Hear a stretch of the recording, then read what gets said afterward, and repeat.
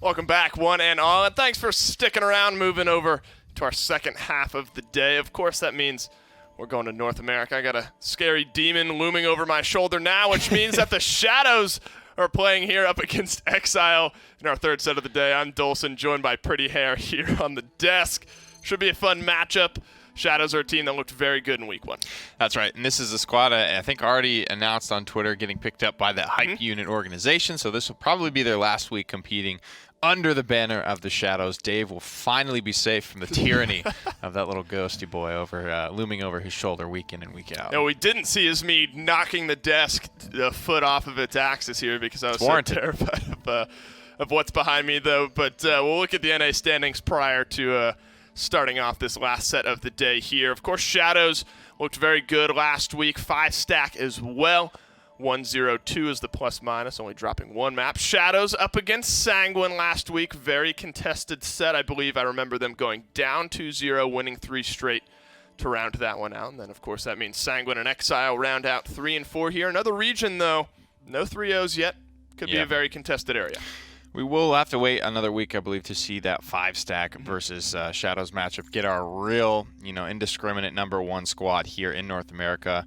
A decent amount changed in North America. Not a ton of people getting called up, at least from these squads, but it's still there was a lot of kind of scrambling. Dethroner getting put down into this league, Pain as well. Some reorganization of some of the top talent. That's how we get this Shadows team. And you would sort of look at them on paper and say, wow, this is very star-studded. This looks like it could be basically locked down for the #1 spot in North America. But that's not how superstar teams always work out.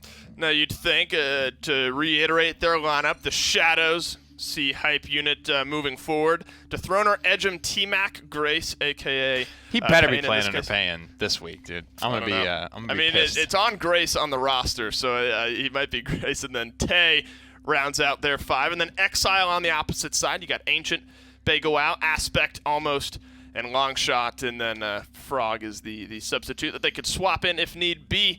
Without further ado, though, let's take a look at what maps we're not allowed to play on here in our third set of the day. Timber Mill, Fish Market, toss them out. We're not going there. I'm sad about that one. Warder's Gate and Shattered Desert also gone. So, Timber Mill and Shattered Desert, a little sad about, but that's okay. See, I love Timber Mill. Some people hate Timber Mill. I don't mind seeing Timber Mill either in pro league play. I haven't invested a lot of time into learning it myself and how to play a casual game on it. So, I don't particularly love to get that map. Sure. You love your snipers, though, so I'm sure I do. That's I guess that's really what it is. Yeah. I'm very bad at them, but that's I like core to the reason. I like playing them. Map #1 on the way here. It is Bazaar, so that's actually a map that sometimes gets banned out. I mean, I would say more so than some of the other standards, but we're going to get it already starting off on Bazaar this time around. Of course, vertical mobility becomes an interesting talking point. Backdoor is a very niche example of that, but particularly when the payload is getting pushed, if you're on the defensive end, you kind of know where that offensive team is pushing from. Definitely. Unless they maybe have somebody who can go up and over those gates that will not open for the pushing team around the back side. At any rate, though, you got Ash, Atlas, both off of the board. So a lot of Makoa in set 1, a lot of Khan in set 2. So sort of the third, fourth flex ban is something that started to become a little bit more prominent, I should say, with Genos is ban 2 here for the Shadows. And Makoa rounds it out. So Khan still available, but so is Torvald. It's all about what you want to rock with. You mentioned the vertical mobility, the backdoor ability of Bazaar, and the way that Eevee is kind of at the forefront of that. Eevee, solid pocket with Torvald. If you can run it, we've seen VP be incredibly, effective with that combination, even at the PPL level. And last week, we kind of saw that Pain is going to be probably one of the premier EVs in this minor league. So that's where they could be headed. Something that, again, would allude to that is if the Shadows went after Leon in this next pick phase. She does well against the EV. All of the frontliners already picked away for Exile. See my banners, and it looks like Shadows might be leaning that way. And the Torvald Leon stack is something that Penta at the MSI were able to kind of forge into success, notably Erase. Now, of course, in the PPL playing for Virtus Pro, made good use of it, and for good reason. I mean, that is a crazy damage combination if you're able to make it work. And actually, I believe they played it on Bazaar to a relative amount of success here. So Shadows starting off very strong, very aggressive. Maeve, maybe the Midnight, clips a little bit of that. Cassie's still available. They could go that way as well. It would sort of render them pretty immobile, like backlining. Nobody's diving right. They don't have that presence that Maeve's going to have. Still could go for that Eevee. You know, you mentioned the Torvald-Leon combo. Part of the reason Eevee would be good with that is that she has a lot of self-sustain and doesn't need to be pocketed too heavy. And this will be the final pick. The Shadows have to play their final card, deciding what they want to go for. And it looks like it might be that Cassie. Ask and you shall receive. All right, so in this case, you're looking at Torvald, Leon, Cassie. Do the bubbles still go on to Leon, you think? 100%. Cassie's going to try and chill out in the back, be effective, you know, just from that long distance poking away. Likely to go big game when you're not really getting in there. Impulse is not very popular nowadays. I think Mewtwo might be one of the last couple of guys that come to mind that still run it. But definitely look for Leon to carry this game and Scout to just be sitting there for midnight. Some good consistent damage from Victor on Exile, though. Do you think Paper, you give it to Shadows? I think so, yeah. I think they're definitely a coordinated team that's close enough and is going to be able to operate with Torvald effectively. Well, they find a comeback win last week to go 1-0 here in the minor league. They look to start it off much the same way on Bazaar today. Game number 1, Casters, take it away. Let the games begin. Oh, I didn't know if you wanted me to follow up on that. You seemed. Oh no. I thought you were gonna have a whole like Roman Coliseum tirade, but either way, we're here on Bazaar. I feel like I am the luckiest Bazaar caster ever. I think almost every game I've done on Bazaar has been great in some way, or I've just blocked out all the bad ones. But I believe it's more the first way here heading into this map. A kind of defensively sided map. Once you get to that last point, we see a lot of 3-3s, but always exciting. Yeah, always really exciting to see just not only these compositions, but these game plans come into play on Bazaar. It's not a map you see quite often, but whenever you do get a chance to see it, you see how teams actually like to play the high ground, how they like to play underneath the bridge, when they go on the point, how they take advantage of mistakes, so on and so forth. Yeah, I think going into this, though, I think Nick mentioned it that he thinks Shadows have the upper hand here, and I would agree. I think that Exile, once they locked in the Grover against this Torvald composition, kind of weakened them a bit, because with this double poke Torvald, when you have Grover and a Victor, you're thinking, all right, maybe we'll win these poke duels from across the map, but you're not beating a Torvald-pocketed Leon. Especially when Edge is the one getting those bubbles. It's going to be very hard for them to try and find some type of opening against this composition that the Shadows have. See Edge already up on the top ropes, applying a few shots to the Victor, but living within an inch of his life. He's taking a little bit too much heat, has to back off behind the corner, look for some out of battle damage healing right now. Yeah, quick. Bagel still getting some spam here, but Edge peaks. That damage boosted Eminence means he is not long for this world. Pan still controlling this top right side, but again, the Victor, I don't think he's going to be able to win those long-distance trades. All of Exile kind of getting bullied out here, Stefan.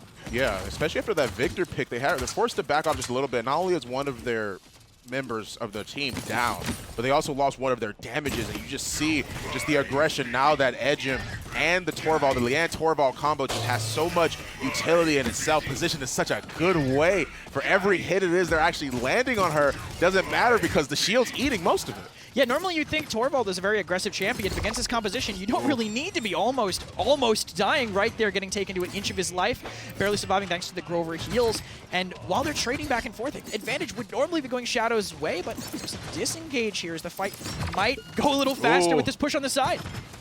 Being almost dead in that situation, peeking out a little bit too much from that. Yeah, you like that one? I just did the same one, so I guess so. I could tell. Anyway, almost having to be up in the top. Really just trying to rain daggers upon the Inara. There's not much focus on the point fight as much as it is Enlightenment just barely misses. Edgem going to go down. He actually ended up walking out a little bit too far, exposing himself a little bit too much to Exile. They actually do end up getting the kill. Whirlwind comes through as well. But that's what it is I was about to mention is that, you can talk about this of course, is that they weren't really fighting Inara Barrett. They were controlling that high ground. Yeah, and that's really important for poking the point. Like, look at Shadows. They want to get that high ground to spam down. This is like the longest first point fight I think I've almost ever seen. It's still 75-93. No one's even there to trigger overtime yet. Inara getting pushed back means that we're going to get to that point soon while Payne aggressively pushes over this top right. And missing that first crossbow bolt is going to be a lot, but it doesn't matter because Bagel does end up going down. Once again, almost being forced to back off. The overpower did come through. The rest of Exile are trying to follow up as best as they can. Grover slowly chucking those axes. Don't worry, buddy, you're gonna get him. He's down. Tay is out of the situation for right now. Overtime timer is ticking down, and he does manage to get a kill onto Edgem. Well, that's gonna be the start of possibly the first point capture of this game. Great turn here for Exile. Aspect back on that support role after having to fill in on Blaster last week, finding that finish there. Very slow kill onto that Tor ball. No one could see it. I was doing my very slow axe interpretation there. 400 damage a chunk when you're that close. Not going to be enough to take him down, but thankfully they do find that kill, which leads to Exile taking this first mid. I thought that was pretty good patient play by them. Good dodge by Almost to narrowly avoid that Enlightenment a little bit earlier. Looks like Shadows might want to get aggressive here on this side. They don't want to let Exile get any footing here. That's true. Dethroner already coming out of the gate. The gate only opens for the people that are from that spawn, so it's not going to open for any enemies. It will open for allies in that case. They are trying to be super aggressive, as aggressive as they can be. Literally, Edgem in a 2v1 right now. Doesn't even need to use the Enlightenment. Nice awareness coming out from him, and now the rest of them going to push for big game damage coming out as well. Now Edgem and Grace are running them down so well. Maeve forced all the way back, with Barrett being the last one that has to try and get away. Almost actually narrowly avoiding getting out of that too. Almost is a player who, I guess we haven't talked about him too much, but he's the man of many names. I don't know how many accounts Almost has. I don't know how many different names they've gone by, like Wendy. I can't even remember them all, and I don't need to. With the Throner coming in with a triple seismic crash, but no one can really follow up. Thankfully, Edge does find the angle there as the Throner traps in the con, but he narrowly gets away with the Commander's grab. That doesn't even matter in the end, though. Crossbow bolt in the back. They do find a kill onto Khan, which that's going to mean a lot for them. Already getting 2 kills super early on into the game. That's going to mean a lot for their positioning and the aggression that we're going to see from the Shadows. As you already see them already pushing up. Grace controlling the high ground, not allowing the flanks to get by unnoticed as well. The overpower is there. Dome Shield, Barrage, Dread Serpent, Enlightenment with the Scout on the horizon. We're going to see a team fight break out here probably really soon. I mean, with all these ultimates up, though, there's still not a lot of time. I wouldn't be shocked if no ultimates get popped, honestly. Still kind of a slow stalemate. The Shadows giving up a little bit of ground. They can afford to. I mean, they're not super mobile, so they have to recognize when a fight could be going poorly early, and they do. I mean, their Damba barely gets away with his life T-Neck, narrowly evading death there. Still down to 500 HP, some poke taunting. Just get a little bit of 3P, get an idea of what's going on without having to listen to his team's comms. Settling in here, but I mean, with overtime getting close, a fight's going to break out real soon. Yeah, this is going to be it. 5 seconds on the clock are remaining. Bagel and the rest of them are looking for a way, any kind of pick. The first person to get a pick is going to be who this team fight actually goes for. They know that Cass is in there. Grace doing the best he can. The Barrage, I hear the Storm Sirens coming. Doesn't find any damage onto anybody, though. They do manage to pick off Grace. Tay is the next one to fall. Bagel in a good spot. Grenade on the ground, running around, unable to be stopped. Edgem goes down. 3 individuals are down on Shadows, with Inara being the next one to possibly die, and she is. Dethroner being the last one, I guess, on their team to really be able to contest the point. Yeah, I mean, Aspect in the middle of that fight, reminding everyone that Grover actually used to be a melee character, going in point blank with Edge and taking him down. That pick, a really big deal, because, I mean, if Edge had lived in that backline, had picked Bagel, the damage potential for Exile just goes completely out the window. They can't follow up on it at all, so great by Exile to slowly take that. I mean, by finding the picks onto the Torv, by forcing Edge to have to dive into the backline, it really just gets the strength of their composition and just removes it. Like, what Shadows want to do was just completely countered and shut down by Exile. Yeah, that's going to mean a lot for, that's really going to mean a lot for them, not only with their momentum, but the fact that the Shadows has so many ultimates up. The Scout's going to go out pretty much about halfway once Cassie reaches that halfway mark, so that they can see where it is Shadows is trying, well, sorry, not Shadows, excuse me, Exile is trying to go, but you see the discrepancy in between items here. You see that most of them only have 2, Dethroner being the only one with 3, but then again, he has 2 level 1s. Meanwhile, Exile, 2, like almost like really 2 level 2s. Aspects has 2 level 2s. Aspect has a ton of credits. 2 level 2, yeah, a lot. I heard the overpowered up going off. He does find the Throner. That's going to be big. The Whirlwind to come through as well to prevent them from running them down, protecting him. They got to do what they can. He does push him back. Nice wall to come up, but look at this madness happening right now. You are not welcome here whatsoever, Khan. No way. Get your hands off of Mother Earth. They do find 4 kills onto Exile. That's going to mean a lot for the Shadows right there. Yeah, there's nowhere to instantly kill anybody on it. There's no environmental hazards on this map, so you have to get that immediate kill. Pulling an Inara, it's great, you know, oh, there's no point pressure, we don't have to worry about that. Now you have to kill it. Right, yeah, exactly. It's not over once you press it. It's not an instant kill button on this map, and it's really showing there, getting killed for by Edge. Dethroner using that ultimate. Great flip. Ooh, Good nice, Dread Serpent too, denying nice. the touch onto Ancient. Things are going to keep going Shadow's way if it goes like this. Here we go, Grace already on the side, on the high ground, applying a few shots to long shot right there, forcing him back and the rest of them through the gate. 2 individuals are down on Exile, though that's going to mean a lot for them. You see the presence comes out, gets a lot of damage, chucking Victor's health. The bubble is there. You're going to see Edge get a little bit more aggressive while the rest of the payload is pushing. Leon's such a lethal character to get pocket. 100%. I mean, because Field Study boosting every ability and Leon being like a auto-canceling ability champion really just amplifies her damage. I also wanted to mention that Edge is choosing to use the version of this gun that blocks more of his screen. Oh, of course. Just a pet peeve of mine, because I guess he really wants to play into that long-range stereotype on this map. And I mean, he's definitely showing it with the kind of patient, slow play Shadows are trying to do, and it looks like it might not work into this barrage though far. Yeah, there we go. The alignment to come through, make himself a little bit more damage immune to prevent them from actually going down. Tay is looking, sorry, not Tay, excuse me, Edgem is looking really low, but Tay, I was right actually. He was looking really, really low as well. Now that Edgem is forced to back off, there's no bubble Dethroner. The rest of them have to retreat, getting a little bit too much damage, almost trying to do the best he can with these daggers, trying to score a hit, and it does end up resulting into a kill. T-Mac, he's the last one to go down. It's going to be a huge stagger for Exile if they do manage to get the kill, but Torvald, man, Tay comes in at just the right moment. Yeah, the possession plus the DR, that's a really tanky Maldamba. You know, if I could see the Damba's loadout just to see what level of possession he's running. Let me see. T-Mac has some interesting loadouts, but he's going to run a pretty standard one here. 20% DR anytime he's healing someone. Yeah. And, I mean, that's all the time. Right, It's Maldamba. You're the only healer. If it's not triggering all the time, then you're not doing your job. And that definitely helps you survive those dives from that Maeve, those grenades from that Victor. A lot of pressure that Damba can survive because of that 20% damage reduction at all times. Is that only due to like Mending Spirits, his right click, or is that also due to his gourd as well? Only Mending Spirits. Only Mending Spirits. Okay, cool. All right. So when he's outputting those right click heals, that's when he's getting that. Gotcha. And again, he's always outputting those right click heals. You know, if you're not doing it off cooldown, since it also speeds up your team, even if they're full, it's always good to be topping off your team at any time to help them take fights. Like right there on the right with Grace chasing down almost. Yeah, that's true. See, the Dethroner is actually on the point right here. 4 ultimates online. Scout there. Probably going to be safe for next round or a situation where they want to be aggressive and know exactly where rest of Exile is. But Exile, 4 ultimates of their own, all of them being super aggressive. Now that I mentioned, I said they were going to try and use it for next round, but really, they might try and save it to counter the Midnight.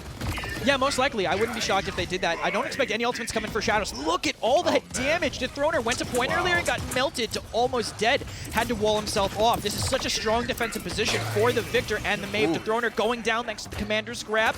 Exile settling in on point to get that defense, and they're up 3-1. They are, but that does not mean, folks, that the game is over yet. Of course, Exile still has to cap the point. And if Shadows manages to cap the point, just because Exile defended, that does not net them the final point to be able to win. Exactly. And, I mean, Shadows do have an advantage coming into this, which the ghost of Evan runs through me. The comeback mechanic is online. Evan, good to see you back. To explain it for you guys, comeback mechanic, as most of you may know, 2 points down means you get 4 capture points per tick. If you're only 1 down, then it alternates 3-4, single and double comeback. So that's really a big part in these games when in this position, because once the other team caps the point, that's a credit disadvantage to the team that's not capping it. That's 300 credits you don't get. That's a full level 1 item, and you can see, I mean, Exile, after that cap and strong defense on the last one, their item advantage is completely on their side. Yeah, it definitely is. Exile just being so... They already had that advantage, like pretty much like the first round, net them a lot of points. But there's the Scout. The Midnight went down immediately. They used the Scout to counter that. Now that we see that Ancient's on the point with Dome Shield ready. No other ults are probably going to go out just to counter. I heard the overpower, but he missed it. He was trying to get somebody at least on that top flank. Doesn't want to go for Dethroner again. He learned his lesson last time. Doesn't want to get a little bit too greasy. Seismic Crash hits him right up there, but it doesn't matter. They won't be able to go in. Dethroner putting himself in too much of a bad spot. Ends up going down. Dread Serpent comes through as well. T-Mac getting the kill onto Longshot. Edgem finding one of his own. Now that it's 2-2, it's an even fight. Where are you running away from me? Bagel, no! Edge finding the presence kill onto him. Now Edge trying to keep the snowball going. They're still not getting cap time, but Torvald is finally contesting. Edge very aggressive in this main choke. Will Aspect be able to get away? I'm not sure if Edge is going to go for it. Ancient might Dome Shield here and not a safe call. Even with the failsafe reset, he will not be able to make anything happen there. Not enough of a chance. The Torvald ult is there, so they do have a defensive ult ready to go. Enlightenment is also up to ultimates that can really just carry a fight on their own depending on how they are used. Grace watching the top right flank of the point right now, forcing Khan to back up just a little bit. There we go. Victor starts running again. Ain't too much damage. Maeve on the point, going a little bit too ham, but Ancient's got his back covered. The life insurance policy for almost allows him to get a kill. Forte, 2 of them are down. This might be the end of the game. Especially with the Torvald down, that's going to make the Elan do a lot less. Enlightenment coming out does find Aspect, but trading edge for that is so bad at this point. 99% to Exile. OT does get triggered, but the Thorner's solo, and he doesn't have any damage resistance. He is completely out for this. 3 people running down main. The Commander's grab stops him from touching Kenpei and go in. T-Mac has to dive. Possession keeping him alive through this, and the Gore. Torvald's back too. That sustain could be it to keep this fight going. T-Mac getting chased on the side. No heals up for them, Stefan. Oh my goodness, are you kidding me? Grace with the triple kill. Are you joking? They came back just in time without having to use Torvald. Oh, Grace is there. Ancient picks him up, but forces them off of the point. Ancient has to do what he can. Whirlwind comes through as well. They are still holding onto the Torvald ultimate, but now Seismic crashes up. Tay goes down. Dethroner has to live in whatever way he can, but they want this kill. They traded for Bagel. T-Mac goes down, and now Dethroner is the final one to fall. Exile are going to end up trying to catch Aspect's taunting! Aspect's taunting, he can't turn into a Grace, but Ancient does almost gets it at the last second. Wow, that actually, Dethroner whipped the Seismic Crash in the middle of that fight. It went in, they could have focused down Ancient. If people ask why Torvald is banned, yes, Torvald just lost that. Right, yeah. But watch that retake that Shadows 100%. had. That damage boost, just 2 DPSs, only getting tanked by a Torvald, even with Wrecker online, that almost went Shadow's way, but a great retouch at the last second, I think. Very, very good job. What a hectic final. Why is Bazaar the best map in the game? I don't know, Please tell me. It's so I need to know. cool just seeing, like, seen all these control fights for high ground, and then immediately when it gets down to the wire, they just start rushing on the point. They start picking off one after the other. The post game here shows it. Edging with 139,000 damage. Grace falling up a little bit behind. Bagel, 101,937 damage. While the damage is low, you got to remember that not only did Exile win, but they played it very well throughout that match. Also, I mean, damage stats are going to be a little skewed because damage you do to shields does not show in the final stat. True. So, I mean, yes, Exile had some shields, but Torvald is, I mean, the shield lord. Look at that, 133k just for him.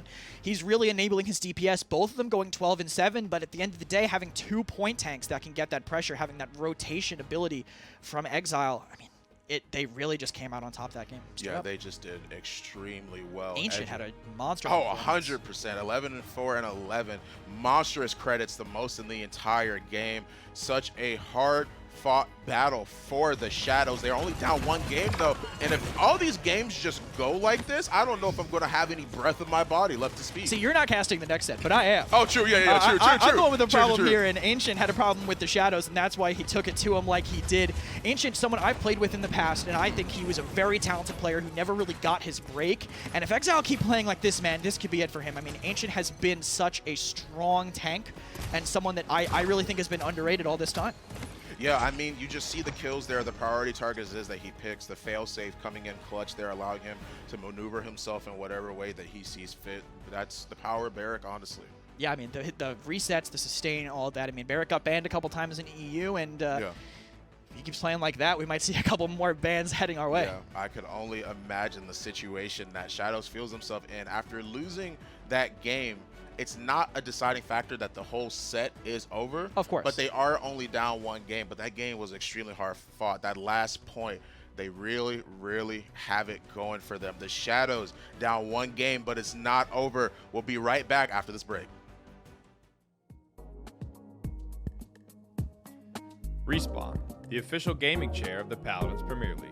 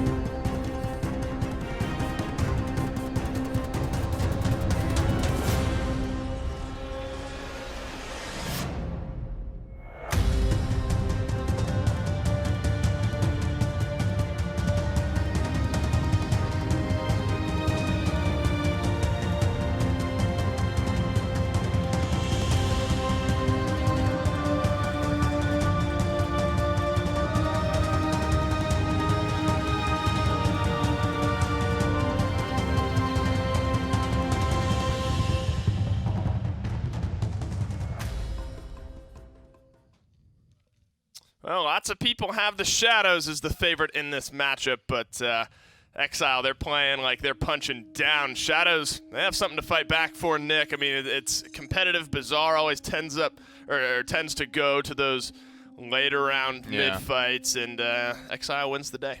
It is still one of the newer maps. It is still, I think, left a little bit to be figured out, especially by the the tier 2 scene. They may not have like super cohesive strategies on this map just yet, as well as the fact that that composition from the Shadows had a lot of potential for sure, but sometimes those compositions require you to be executing at a high level the entire game. If you kind of fall off, or you miss your Torvald bubble window for even a little bit, things can fall apart pretty quickly, and I think the Exiles were able to exploit some of those moments. And they'll be happy that they were able to do that. I mean, again, if you look at this region, you look at the lineups, Sanguine, I mean, it's kind of, everyone's saying it's going to be Sanguine and Shadows kind of competing for those top 2 spots. Exile have a tough matchup last week that they fall in, but striking first here over the Shadows on map number 1, which was Bazaar. They'll look for more on map number 2, and that is going to be Serpent Beach for us here today. Hell of a game already seen today in Europe on this map. Hopefully these boys can live up to those expectations. I'm not holding my breath personally. That Kinessa ban was the Kinessa pick, was a huge part of a conversation, start to finish in that game. But that's always kind of been a European thing. There's really not a ton of North American teams that I see running Kinessa, reposition Kinessa specifically on Serpent Beach, so maybe a little bit more of a niche strategy. Sure. Such a big thing that you guys kind of saw in game 1, and just kind of letting you know I wouldn't expect it here. Yeah, imagine not. No Drogos either. That's banned away. Genos is kind of fit into that 3rd, 4th ban column. Not going to be the Genos this time. It's going to be the Drogos. So still Genos available. Lots of teams have chosen to kind of build their compositions around him, the healing, damage amp.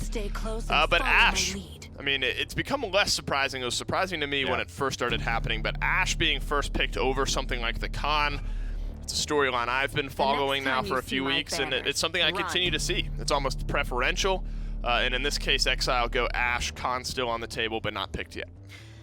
The way Serpent Beach is usually approached in that point fight, kind of clumpy behind the waterfall, Assert Dominance is so good for that moment. Absolutely true.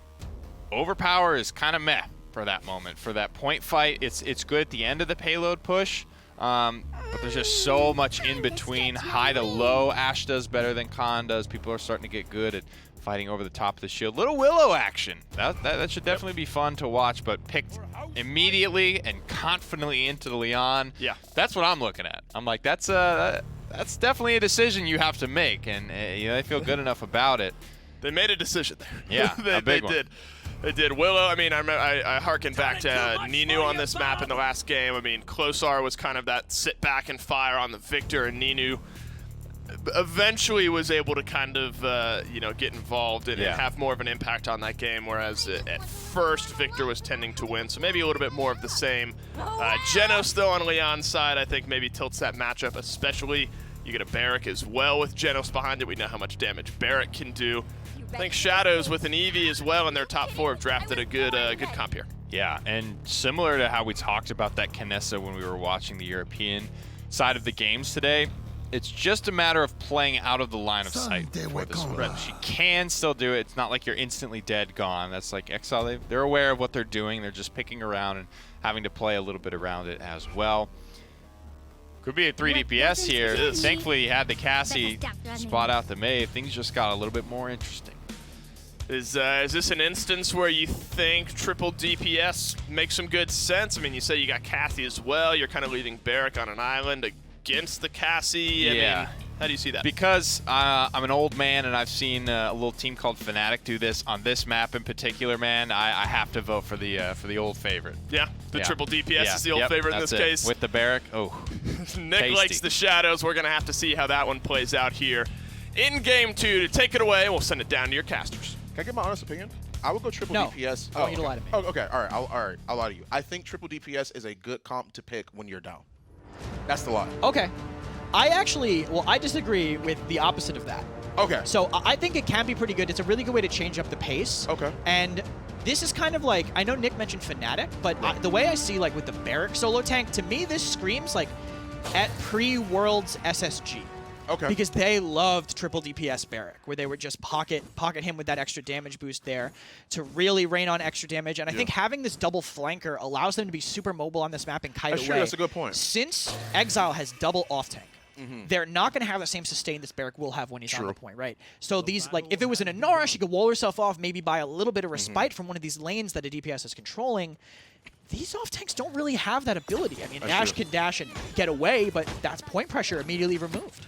That's true. Barrack already being on the point as well. They're vying for top, for really just high ground priority right now, but man, oh man, they're looking extremely low already. They already are applying the pressure, but this is such, and I want you to talk about this a little bit, so you can like explain, but like look at where, just take a look at where Shadows is positioned right here, about how they've literally they're literally parallel to Exile. Yeah, that's exactly how they want to do it on triple DPS. You know, you have way less HP. You're all about the damage, the kiting. They're super mobile. That's how you have to play it. I think the biggest misstep there was T-Mac. He doesn't need to peek. I mean, he's Genos. What damage are you going to get by peeking that angle? Grace finds 2, though. Ancient and almost immediately going down. Bagel finds the trade onto Edge, which will free up the flankers a little bit. Actually, disregard. But Tay finding 2. Tay, not normally someone you see on DPS, but here he is saying that, yeah, I am an off-tank. I'm supposed to be able to play this, and I can.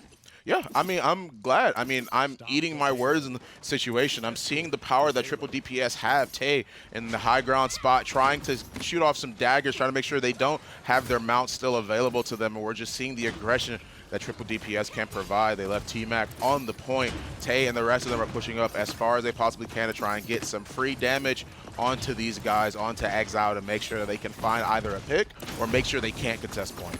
This is actually a good composition for taking this also, because you can play kind of far back. Like, you have 2 people that can go up top. I mean, if that happens, yeah, it's bad. But, you have 2 people that can go up top. You have a lot of flexibility. Leon, where Edge is playing, is actually pretty much perfect, I would say, for fighting this. By sitting back there, you can hide from Torch and shoot up to New Ledge, which is that top right ledge, or you can hide from New Ledge and shoot up to Torch. Like, you can get a lot of damage on the people trying to peek your tank down while you have double flank pressure. That's true. So, triple DPS here does bring a lot. Scout coming out to try to stop this aggression coming in early, but it looks like all it's going to do is kind of even things out, slow things down a little bit, but it looks like Shadows are out for blood. Yikes. The daggers coming in from daggers coming in that are sticking themselves into Almost. He does get picked off by Grace, though. Both this Maeve and this Eevee are posing a problem, not only for the double off tank, but just the positioning through time and space. Comes through, doesn't find anybody, but that shows that they know where they are. The Blizzard, the Ice Storm actually comes through, drops it immediately onto Ash. Almost gets a kill on Tay, but both Dethroner and Grace find kills of their own. 3 are grouped up for the Ice Blast coming out for Grace as well. The Eevee being so aggressive in the situation. Nice blink to make sure she doesn't die, and that nets them the 2nd point on Serpent Beach. There's no cap there coming in for them. Grace actually basically finding a headshot onto the retreat. I mean, Eevee can't headshot, but if she could, that was a perfect headshot onto long shot, kiting away up top. We can see here Grace. This was more on the mid fight after some things opened up with the rotation. He already had 2 kills at this point. He's just going in for blood for more. DR won't be able to save him when he's that low HP. Great Ice Block, too, to counter the stun, so Aspect basically had no chance there. Shadow's playing their composition really well. I mean, that's about what you'd expect with a team with ex-PPL players on it playing in the PML. Yeah, they're doing really good. Not only are their KDs good, but you see the damage is being made right now through the rest of the Shadows. However, it is a good thing, though. We do see a pause that's happening right now. There are 3 top damage dealers, all of them on the Shadows, the Leon, the Eevee, the Maeve. Now, what is it that you think in this situation that they should be, like Exile should be thinking about to counter what Shadows is doing? That's really hard to say. Maybe leave someone behind and then move their core so that as that other team rotates to try to match them, now they have people waiting to keep them trapped in a corner. If they can stop them from rotating for free, that's pretty much ideal for Exile. They don't want to get surrounded. That's all Shadow's trying to do. Yeah, the game is back on, though. The game has been unpaused right now. Once again, the guys are just leaving their spawn. All of them are moving into the point, trying to take the same positions they had before. No one really on that left flank to try and stop them, really. I mean, like, Grace and the rest of them are in the same spot. Once again, I mentioned it before, this parallel positioning is so good for them. We need to get Dr. Olsen here to help us learn about geometry again, because I forgot too, actually. But yeah, Exile, they're actually splitting up. Like I said before, they're trying to keep themselves from getting surrounded, but Shadows are still getting cat time. Long shot finding Edge means a lot of things are going to open up here. Rotating back. Dome Shield forced on point. I'm not sure when Shadows are going to go in, and this Fade Flight might mean Exile's taking it to them instead. There we go. We see that Willow is locked onto the Eevee. The damage coming through Ice Block, but Dead Zone is there as well. They do find the kill onto the Eevee. See, Edgem just made it back to point on the Leon. He's taking a high ground position, but had to back off. One of their teammates is down, so they have to forfeit this pressure right now. Yeah, let's see. Tay holding up here. Back to the new ledge, all the way around behind them, but they could just line aside him if he's back here. He's going to have to kind of find an opening quickly. Ooh. Looks like he's going to hunt for it. Ancient, I believe, really, really low. Is he going to get this kill? Shout will save him. And his shield, great use of cooldowns, but Midnight's going to come in. Great overpower, actually, through the Midnight by Ancient. Again, a player that is proving himself right here tonight, but 3 picks coming in. Grace finding 2, Edge finding the other. Trades, I was going to say even, but it's not even close right now with the pressure Ancient's feeling from all sides. My goodness, that was just a cacophony of so many good things happening at once for both teams itself. That was super exciting to actually watch, which is why I just like had to yell right there, man. That was so crazy. Dread Serpent comes through, fears them all away from the point, but Edgem finding another 2 kills, almost getting a kill on the T-Mac, but Edgem is looking for blood, him and Grace. Both of them find not only 3 kills for Edgem, but 1 for Grace makes it 4. Now that Shadows is able to capture the point, they're in the same spot as before with this early aggression already happening. Yeah, it's really hard for Exile to bust through the triple DPS once they're... I mean, it's weird to say bust through triple DPS, right? Because you think, oh, but they don't have any staying power. Right. But if they're chipping you on the way in, by the time you get to them, yeah, they're going to have more health. Yeah, 100%. With the Janos damage boost, with how spread they can be, with how little they need to commit to apply that damage to you. I mean, that's why it's so hard to push into these triple DPS compositions. Almost settling up here. Exile has a pretty stalwart defense, but Bagel getting pressured high up top by Tay. Really low, going to take the fight to him, and does get the trade, so things might slow down here a bit. We'll have to see how Shadows want to take this. Yeah, they definitely are backing off. They pretty much lost the aggression. Tay wanted to go in and try and see if he can get the kill onto Bagel, try and force them to back off a little bit more so they can be more aggressive. That's what triple DPS does, as we have heard before. See, the Eevee does find a few hits onto the high ground people that are defending for Exile, but nothing really too concrete yet. They're still trying to make their way back, and now that now that Tay is back, they'll be able to apply a lot more aggression like before. Oh! Yeah, Bagel used the scout, and even with all that knowledge, he didn't know what was coming for him. Tay finding that kill. A combo here, too, finds another. How's this fight going to pan out? That's what I like to see. Willow ends up diving down to get the kill on T-Mac. It's going to be pretty big for the Shadows. They no longer have a healer, but almost does go down. The ultimates are dropped immediately onto Ash. They are putting so much pressure on the Exile right now. Assert dominance. Fatefly is there. The overpower is there as well. Really, though, Shadows is pushing this one in. 3 ultimates online. And if they wanted to, if I were them, I feel like I would try and force these ultimates right here. Yeah, the Khan's the one contesting the point, so the overpower won't be really be able to come in. Assert dominance goes back to the high ground. That's not contesting the point, actually. If they can keep the focus there, then Shadows might have a chance to take this, but with Pain dead, things are going to be a lot harder. Tay has to back up here. I'm not sure. Will Shadows wait to refight? Looks like they might have to. Great pick onto Pain to slow things down a lot. Exile holding the high ground, but man, with their tanks, once they have to drop point, it's going to be really, really tough for them. Shadows, not sure. They might wait it out till the overtime, but if they take this fight early, they might have more opportunities to keep this slow and find that poke. 15 seconds left onto the clock as well. Payan is Grace, right? You changed his name? Yes. Yeah, okay, yeah. Okay, I still don't know what he wants me to call him. I was making sure. We'll find out.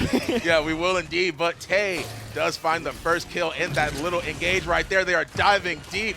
Maldamba with the Dread Serpent to try and close things out. Dome Shield goes down as well. Aspect, Bagel, the rest of Exile fall through a team wipe. Overtime is there, but they don't want to let them out of their spawn. First game for Shadows, which ties it up to now 1-1. Yeah, I mean, Shadows technically have the advantage, right? We're looking at map score. +1 to Shadows, just purely on a point-by-point basis. But great execution of their draft overall. I mean, Exile did have a bit of an adaptation. Ancient, really cool clutch overpower onto Tay on that second mid-fight. But at the end, I mean, Shadows just played the map better. Yeah, they played it really, really well. I mean, like, I'm glad I ate my words in that situation. I'm glad because I'm glad that I now know that not only was I wrong, but that triple DPS is a really, really cool situation. It can be a comp that is brought out in certain, for certain maps and also in certain situations. Yeah, anytime where you can kind of abuse their lack of point pressure, I think is where triple DPS can really shine. You know, with that pressure onto the point, maybe we could look at the stats and see if the tanks had a hard time, which I maybe would expect. We'll see Ancient and Longshot both held below 30,000 damage, almost barely above it himself. Damage on the Shadows, very high. I mean, 70k almost for Edge, Payne at 58, Tay at 45. The DPS kind of spread across the board. Right. Bagel did outdamage Tay, but I mean his other two counterparts outperformed him definitely. Yeah, that's going to mean a lot for the Shadows as well. Both Edgem, Grace, and Tay. This is normally a triple DPS comp that we see a lot for Na'Vi, for a few players, a few teams in the PPL as well. But that doesn't mean that everyone else can't pick him, right? Shadows clearly showing here, not only with their positive KDs, but just their performance throughout the match, that it means a lot for them to be able to pick this and know what their strengths are. Yeah, I mean, all these players are experienced. They know how to play the composition. And Payne, Grace, a player who has been here before, I believe, he's played long enough to be in these triple DPS metas. And I mean, he showed it, his ability to use his cooldowns to stay alive on Eevee. Great little rocket, yeah, that was little good. ice staff boost off the wall to follow up on that kill. I don't think it ended up on anything great, but it looked pretty cool. Yeah, it did. It did indeed. He actually just tried to like go all the way back. They used the Dread Serpent to try to make sure they could fear Grace away or really Payne before he could actually go in, get the kill he needed, but it came out a little bit too late and he just cleaned up. Yeah, I mean, Aspect doesn't have enough damage. I mean, Damba single-handedly maybe could kill an Eevee, but wasn't really ready. Think he had to reload. Couldn't follow up on that. Unfortunate for them. Don't think it would have made too big of a difference considering how the rest of the game was going. Shadows had a great setup pushing that last point. They had a great setup on mid. And I mean, the place where it would normally slow down, that defense where the defensive team has a massive high ground advantage, triple DPS just tore it apart. Well, with the games now at 1-1, Exile and the Shadows are tied up. Who's going to break the tie? And stay tuned for even more after this break. Skillshot, the official production partner of the Paladins Premier League.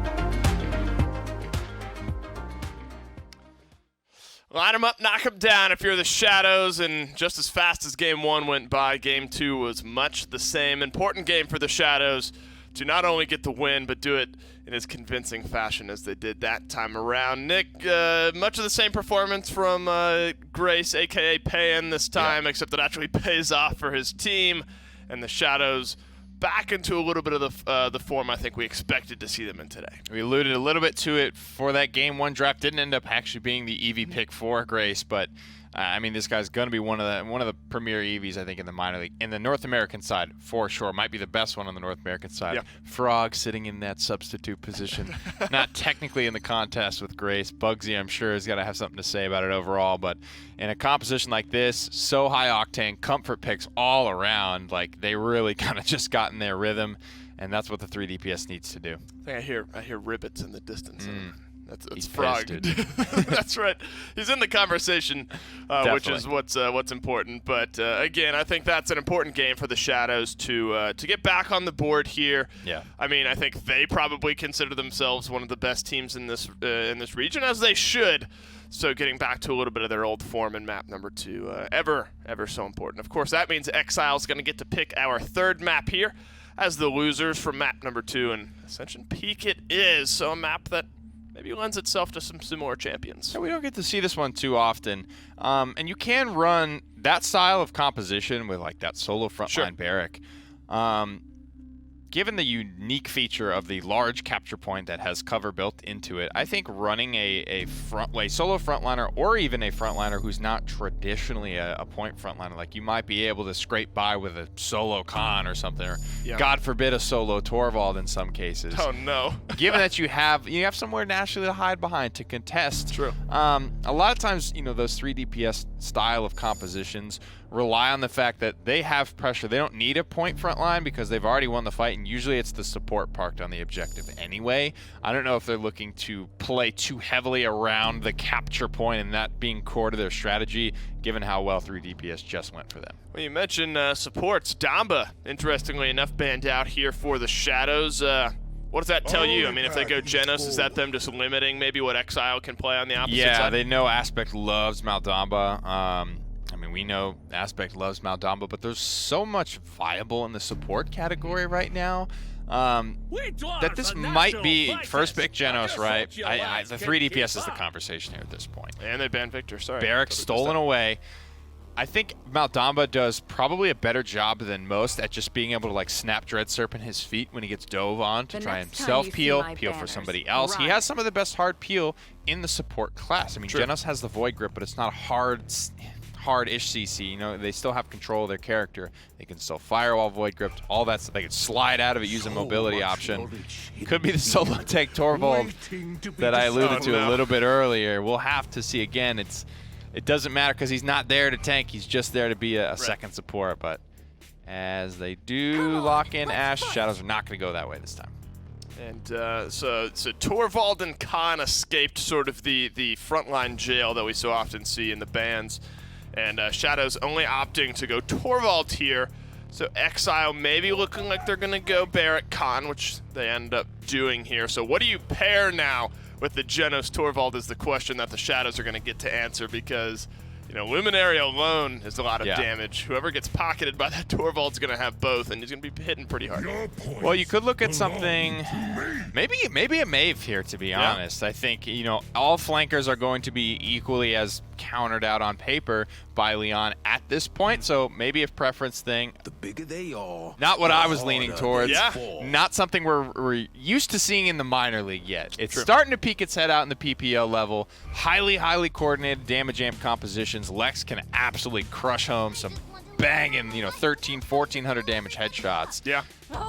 I'm excited to see it, man. I think it's great. I want Lex to have his time in the sun, and I think Edgem is one of the guys to give it to him. So you think it works? Torvald, Genos, stacked it on the Lex? They have all the pieces. It's about the execution. They have all the things they need to make this work. Well, it so often comes down to that. You can have all the pieces on your side, but if you don't play well, then, at the end of the day, it doesn't matter who you pick if you can't play the game. Shadows, Exile, both certainly can. Lots of damage for Exile to try to live through. In this case, Barrack, Leon, Khan, Drogoz, Grover are going to be the ones trying to survive in this case. We're tied up at 1 here going into Game 3. Shadows with all the momentum. Casters, take it away. Here we go, ladies and gentlemen. Game 3, Shadows versus Exile right now. I saw the Drogoz pick. I see the Lex pick. Now, Lex is a character that's come up in popularity over the past few weeks, not only for PPL, but for a few others after this patch. Now, the thing is that you see Willow a lot more. Now, why Lex during this specific situation? This is, I think they just want to play super dummy aggro, Lex, Eevee, Tor. That's going to be, and since they have Ashe as their main tank, I mean, that's going to be the key. Speaking of keys, what Exile's key focus here has to be, I think, dealing with this Lex. Because nobody else on Shadows can do anything about the Drogoz. If Almost is allowed to reign free, just spam down, this is going to be really tough for Shadows to get through. So a lot of pressure onto Edge, but he's a player that's pretty familiar with having a lot of pressure on. Yeah, I completely understand that as well. Edgem actually coming through, wearing the frog hat. I do like that indeed. He's coming around on the right flank, really. The rest of the team is behind him. Some of them are trying to contest on the left flank here, but he does opt to go for Death Hastens, which is going to be a lot of damage onto this Barrack and onto any individuals he might catch out. Yeah, pressure here using the In Pursuit to get another reset on his dash. Oh, Grace going a little bit too far, getting cut out by Bagel. Trades in advantage for Edge. Headshot after headshot ringing from Edge, but Barrack is all head. I mean, he is basically a head on 2 legs, so not too surprising. Drogo's getting pressure on the right, and still not getting dealt with at all by Ezreal. Yeah, I mean, I feel like it's just the control that they have on this flank right now. Like, the Drogoz has just been taking all these shots. And really, I don't think the Shadows had an opening to try and focus down this Drogos. That's been the lowest that we've seen Barrick this match, this round, really. Now, Ejim being forced to use the sculpture that he's standing behind, the statue, to sort of provide some cover for himself. The rest of them are moving in, though, and this might be the advantage, or at least the opening that they want to try and break up this formation, but Dethroner is the first one to go down. Yeah, settling in here. Grace going for Bagel in the back line. Does not manage to find it. Torque Bubble coming onto him. It's a little bit too late. Too much burst damage, getting absolutely tearing through that Torvald shield. Bagel on point. Edge has to run away. I like how Edge is starting this. I like the concept of what he's doing, pressuring the Barrack, and then he's doing a thing where he dashes and in pursuits during the dash, so he gets his second dash to go further into the backline or get out for free. It's a big cooldown commitment for a little play like that, but I like the flexibility it's giving him. I just don't like how he's ignoring this Drogos. I mean, right, yeah. Exile being backed up by the Drogos on the outside, Barrack constantly getting cap time with no real point tank for the Shadows is making it really tough for them. Yeah, it's going to be a hard-fought battle for the Shadows for sure. Man, Dethroner literally just came back up. He goes down again. One member is down on the Shadows. Ash Life, indeed. I understand. I feel that pain well. Ejim trying to see what he can do, trying to at least get some damage onto Ancient. But you brought it up before, and I actually find this as a good plan. Since Halo is pushing in currently, and the fight is starting. But I mean, like, this Drogos has to be dealt with. Like, we see Ejim trying to burn Ancient as much as he can, and that will be the first time he went down, which is going to be an opening for the Shadows in this situation. Yeah, Exile's going to have to just back up here. Really, really quick fight, and they're going to catch Grover here as well. Yeah, actually, sick air shot by Grace onto Aspect trying to vine away. Surprised he didn't taunt after that. I know some of these players are prone to do that, but Shadow settling back in here. Dethroner sitting on the point, just looking for some dismounts most likely. They have a free way to get out. I mean, they have the free Ash Dash. That's why these two are the most forward. They're the ones with the free outs, but they're going to have to do it quick or things might go poorly. Yeah, they're going to try and do what they can. Grace getting as much damage onto the Exile individuals as possible. The air shot, nice abilities and aim and everything coming out from Grace. Cleanly moves his way out back to the high ground. Take a good spot. Another kill for him. Nicely done. I don't even know what to say. Right. Triple air shot onto the Drogos. I mean, some of those were like half wall shots, but still that consistency. All right, guys, going into draft. Got our team ready. Who's gonna kill the Drogos? Oh, I got it. Said the Eevee. Yeah, said the Eevee. Yeah, right. Says everybody else. Yeah, right. And then that happens, but I mean, not gonna be able to deal with the Leon. Quick poke from Bagel, catching him out. Shadows a little bit more in the back foot, but they're still going to have to deal with this. Drogo's overpower might mean things are going even better for Exile, though. Yeah, they do manage to grab Tay, and they yeet him off the side, force pushing him all the way off into oblivion. The rest of Exile are going to be able to possibly push this one in, but assert dominance just to show they do not want to let this point go, giving them the first 2 points. A little bit too much. Long shot goes down, but Bagel right on it, picks off Grace before he can start their momentum climb in this situation. There are too many to really try and push this in. I mean, really try and contest this, but Ejim being on the back foot, if he gets this Grover, that's going to be huge. Great flank by Edge here, too. Aspect actually had a great cycle onto the cart with his Barrack to keep him alive. In pursuit coming in means none of those shots are going to miss. Everyone connects. Shadow do get this defense off of the back. The great flank by Edge, and a little bit of mismanagement of cooldowns by Longshot. Yeah, that's, I mean, the damage right now, just all in the Shadow's favor. Wow. Ejim, I mean, that's Eevee. Geno's tour. Right, yeah, exactly. True, good point. But at the same time, Ejim, just the Lex, the Eevee, the Ash even, like, more so, is just really, really crazy. And on top of that, you did bring up a good point. You can't knock the Genos Torvald, the double damage him. You can't knock that either. But I mean, their damage contribution as characters are much lower. Like, you can even, like, this is perfect example. Look at this. The Genos has about half of the damage of the Grover. Right. Everybody else is just astronomically above their counterpart. That's the sacrifice that you have to make when you play this. You're just putting all your eggs in the basket of hypercarry DPSs. Right. And even, like, the healing output is even lower, too, but you're just hoping that your DPSs can carry, and it's better on defense, but on these big open fights when their teams can deathball, it's going to be a big disadvantage. It's going to be pretty big for Ejim. He has to back off through time and space as well to try and find something, or at least an opening. Doesn't find it. Ejim being really low again. 3 people are on the flank. Ejim goes down. Grace as well. Now that the Dethroner has to drop down, try and let himself live as long as he possibly can. He does go down.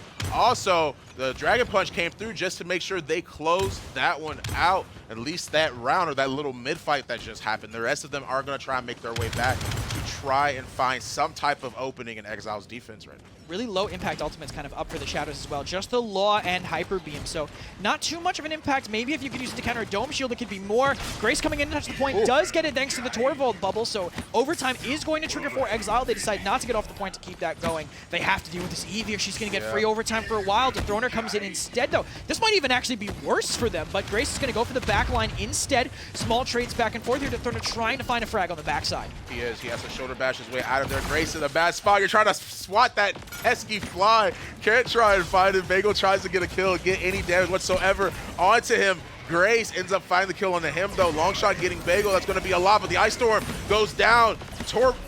Not Torvald. I was about to say Torvald. Barrick ends up going down as well. 2 kills for Grace, and that's going to be huge, forcing the Whirlwind. The Assert Dominance comes out as well, and that's going to mean a lot for the Shadows. Yeah, I thought this could be really bad for Shadows because of the use of the Assert Dominance, but Dethroner just charges another.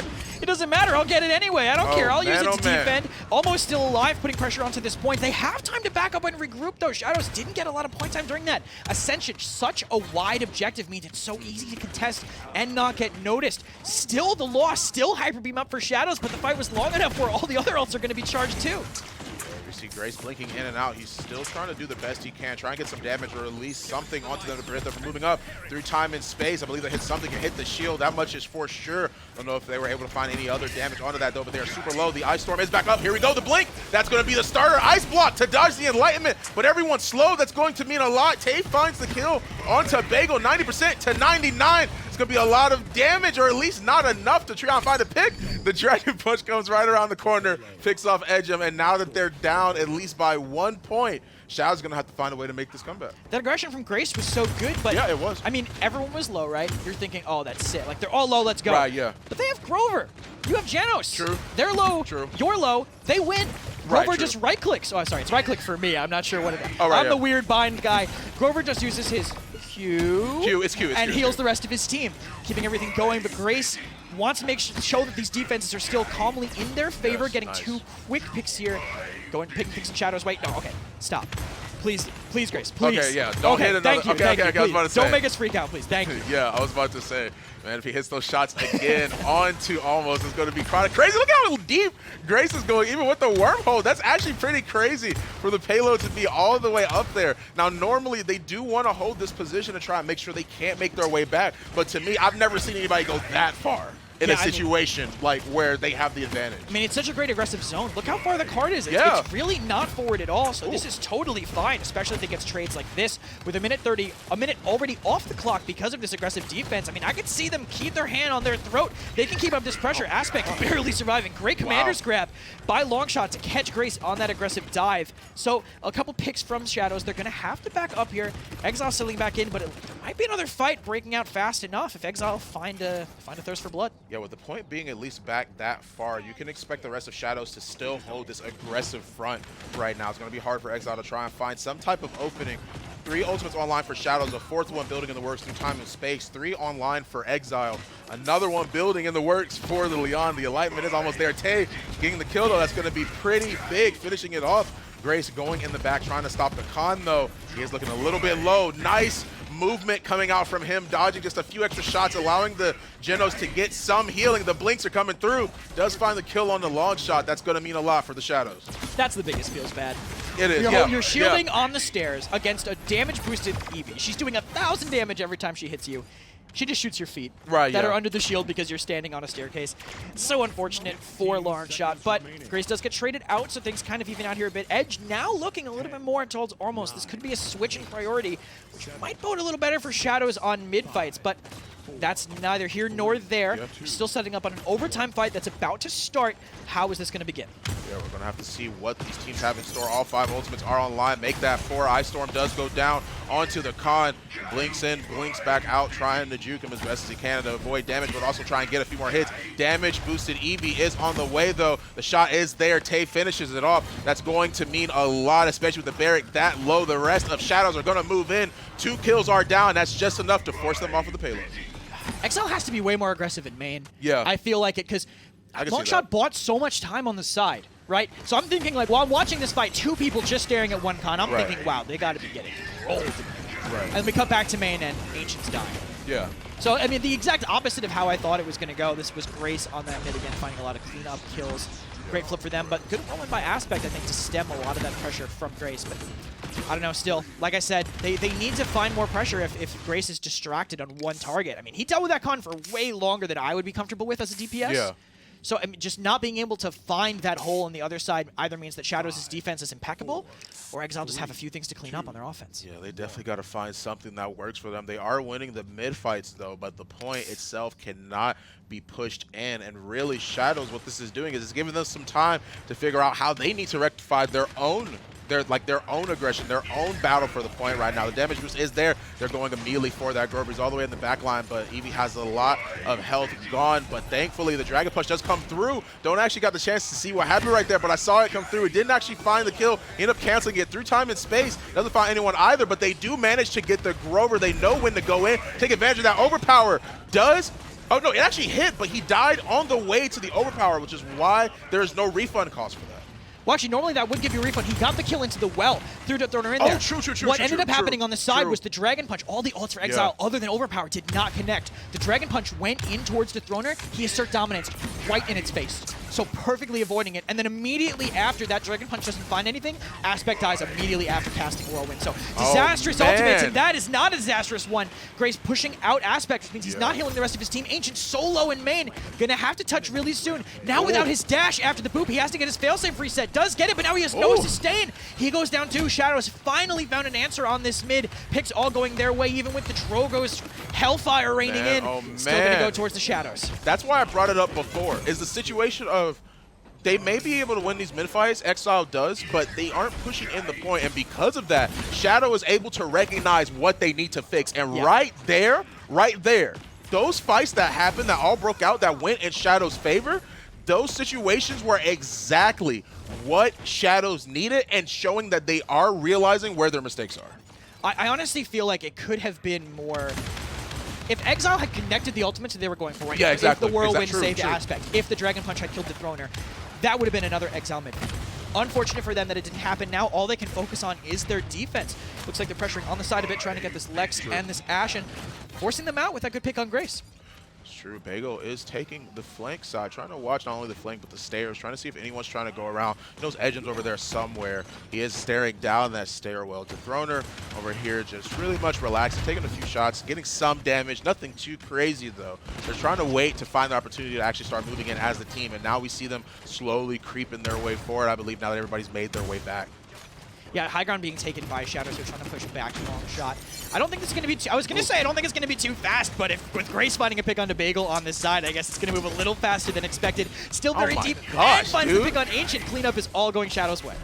Yeah, man, Grace finding these kills, the ones that he need more than anything. Damage is coming through, has to wait right behind these kegs just to regenerate a few health, a little bit of out of combat health. The Dragon Punch coming through time and space as well, and that was so smart. I respect the idea because he saw the Dragon Punch coming through and he wanted to punish the Drogos for just sitting still for just that brief moment. He also did it right in front of Spawn, right in front of them. So very bold by Almost, very bold. But small moment of hesitation by T-Mac means that doesn't go their way. So Exile with a solid ultimate, I think, Dragon Punch and Enlightenment. Enlightenment didn't find the kill, but it did bully Grace out.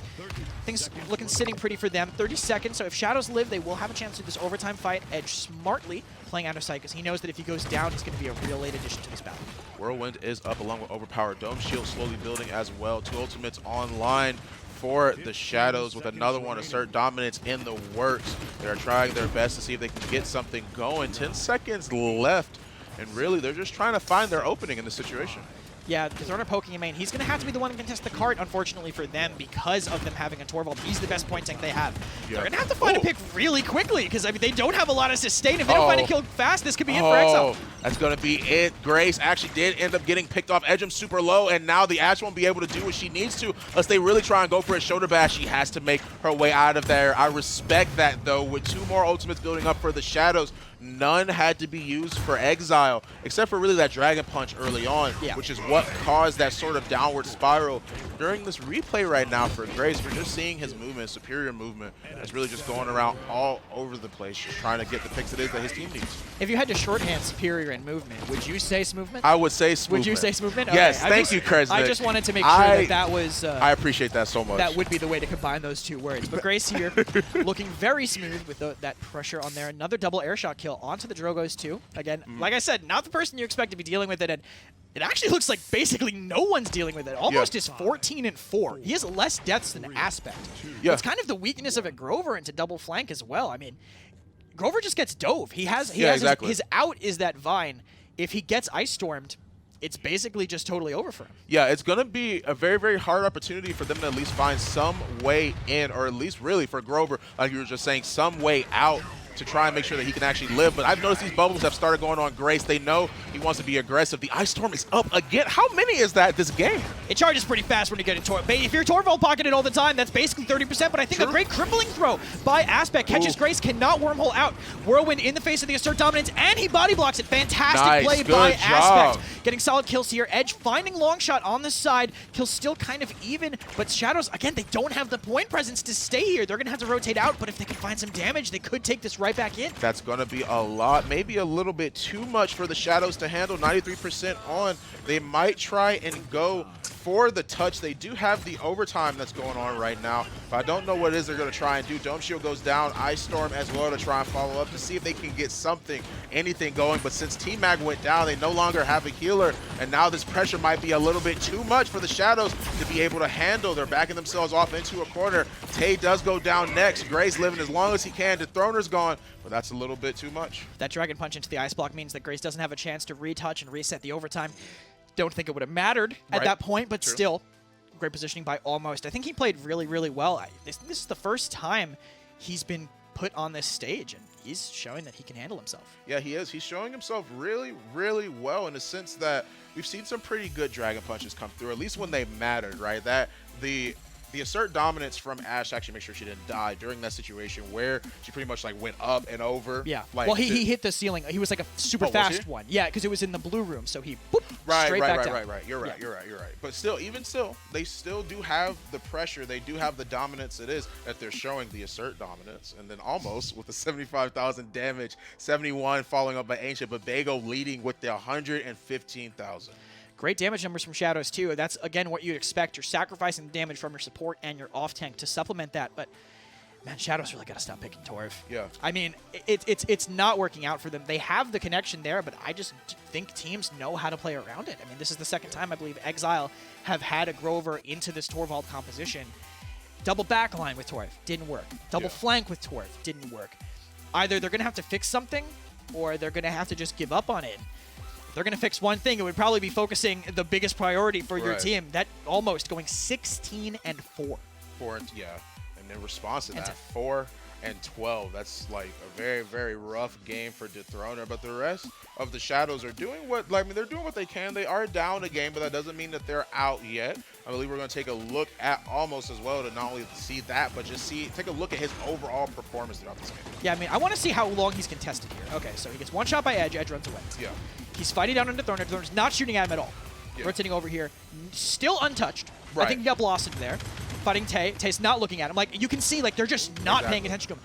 To be fair, this is the first mid-fight. Maybe they thought they can avoid it. And that is a legitimate strategy where you just ignore the Drogos. Let's end the fight faster than that. But the sustain that Exile had early means that they can't do it. That you can't afford to ignore a player like Almost when he's connecting rockets like that. Yeah, that was huge plays from him. Really just being able to find those rockets, pinpoint it, use the pinpoint precision to try and see if he can get something going, just anything for his team. And you saw right there in that replay, he found 3 kills. That was pretty big for them netting that first point. I mean, Meta Pusher initially said Wormjet's Drogos is almost like a sniper, where like you play him in these off angles and spam angles and try to get picks that way.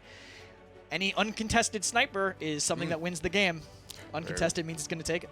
Good point. Very good point to be made. Now that Exile is up 2 games, well, we're not really 2, but 1 game, 2-1 being the score currently, we're going to have to see if they're going to be able to close it out or Shadows is going to make this or turn this into a game 5 right after this break. SteelSeries, the official peripheral provider of the Paladins Premier League.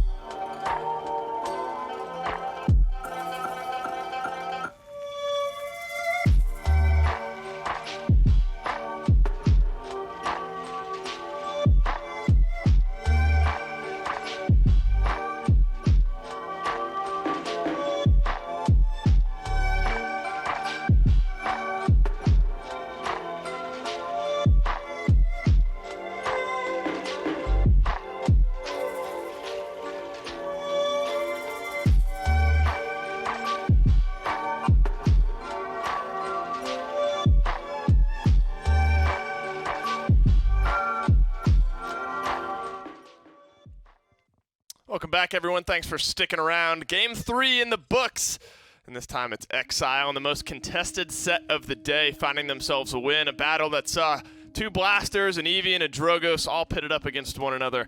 But it's the Drogos that wins the day. And Exile now take the lead one game away from taking the third set of the day. Contested game, Nick. Honestly, the first one of the set, we saw 4-0, we saw 4-1. This one goes a little bit longer, but it's Exiles who end up on top. For me, I was excited to see the Lex, but I think this map may have just been a bit too big for him. I could see a pretty noticeable shift. Pocketing the Lex kind of at the start, but then realizing this isn't working so great. Changing that pocket strategy to, I'm going to pocket Grace the rest of this game. I think he has a great impact.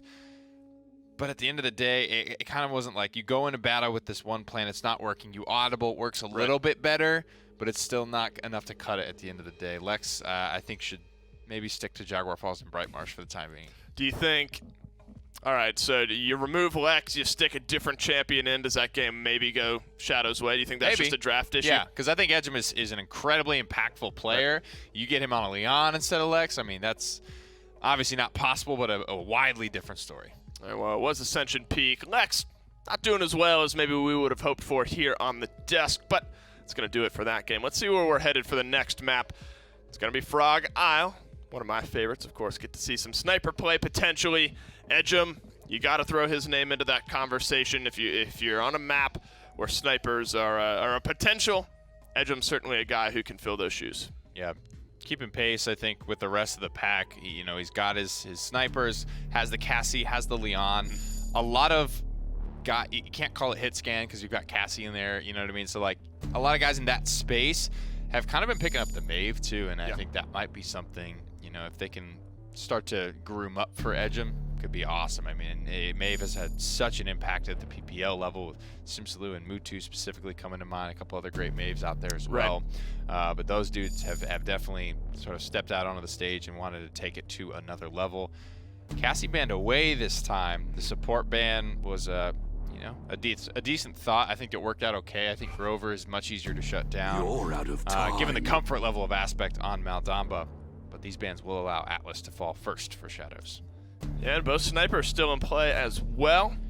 Every once in a while you'll see team. I mean, honestly, it's a map where the strategies can sometimes just be split, where you can absolutely go sniper, add a flank in there, and that's totally fine as well. Every once in a while you'll see a team that just goes double blaster or double flank, and you just want to dive the sniper. You go Leon, something. Yeah. You know, depending on which way you want to go, there's so many different ways. Frog Isle is such a viable map, I think. And Exile are going to grab the first sniper here in the form of Strix. Shadows, though, now free and clear. I mean, some people would prefer the Kinessa, some people would prefer the Strix. Surprising to you, maybe, seeing Strix picked up that early on? Last one standing not necessarily. I think, honestly, they might just go Leon. I think some people that, like, you have your sniper maps, but you have sometimes guys that will not prefer the sniper. You know, it won't be their first choice. So Leon is close enough to filling that job that I think someone like Edgem could make it work. Agreed. As far as picking Strix that early, I think Strix has the upper hand at the moment, especially in the sniper v sniper, which is what most people expect going into this match because of that big DR and oftentimes getting the opening shot of the engagement. Could have something to do with it, but again, as you kind of mentioned, it's a lot of player preference. Right. Oh, it looks like Knessa being hovered here and locked for the Shadows. We'd imagine that Edgem will be piloting the Knessa on that side. Got plenty of space to be opened up on the front line as well. Yeah. Atlas, Barrick, and a Genos to supply them a little extra damage. Knessa, Eevee. I love the way the Shadows have drafted up to this point. Exile have a very good draft on their side as well. I think that maybe for the Shadows, the door opens a little bit easier with some of the extra damage, but, you know, Ash, a little dive ability on top of that. 2 drafts in the books, though. Either one you prefer? I do like the Shadows here. Yeah. I love Atlas on Frog Isle. I love Eevee on Frog Isle, and I love the way Grace is playing it right now. And the Shadows will hope that they can make good on the draft that they've put out on the table here, because they need to win to avoid going home here in this matchup. Game 4, let's get it underway. Let's get this party started. Exile being up 1 game and also on match point. Yeah, and I think they have a pretty okay draft here. Shadows, it's all down to execution for them, right? And we've seen them kind of fail to execute, I feel, 2 different drafts already in this 3-game set. So it's going to really, how aggressive can they be? Yeah. How quickly can they punish this Drogoz? Because he's going to be controlling that danger side, that ramp side. Eevee wants to be the one getting in. If they can't let this Eevee get in, if they get locked out by Almost and the pressure from the Ashe, I'm assuming on long shot, I don't know if they're going to be able to make this happen, especially with Strix. I mean, Bagel Wow on Strix, I've personally played with him on Strix. I know he knows how to connect these shots. He knows where to position. And I think Strix will just output more damage if the pressure's on. Yeah, it really just depends, I guess, on not only their positioning, but who really gets the pick first in this scenario. They do have the Knessa to counter the Strix. Something you see quite often, especially on Frog Isles, is one sniper's locked, the other one's coming out to try and counter that, to make sure that they actually are applying the same pressure to both teams. Edgem really just on the lookout, trying to get a few shots. He does find the headshot onto Inara. 2 of them try and get things started, forcing her off the point, not getting her out, but really just stopping the aggression or the contesting that's happening between her and Barrick. Ancient's kind of walking a tightrope here. He doesn't need to be peeking to get this damage out of this Barrick. He could just be waiting, but with Grace means he's probably going to walk in confidently, I'm assuming behind his wall. Temporal Divide coming up means that no damage can go in on their side. He's getting pressured so hard. So much pressure coming in from Tay, catching Almost on the way out here as well. Aspect has to peek here on the side, getting a stun onto Tay, but I don't know if he's going to be able to get away from this. Does not look like it so far.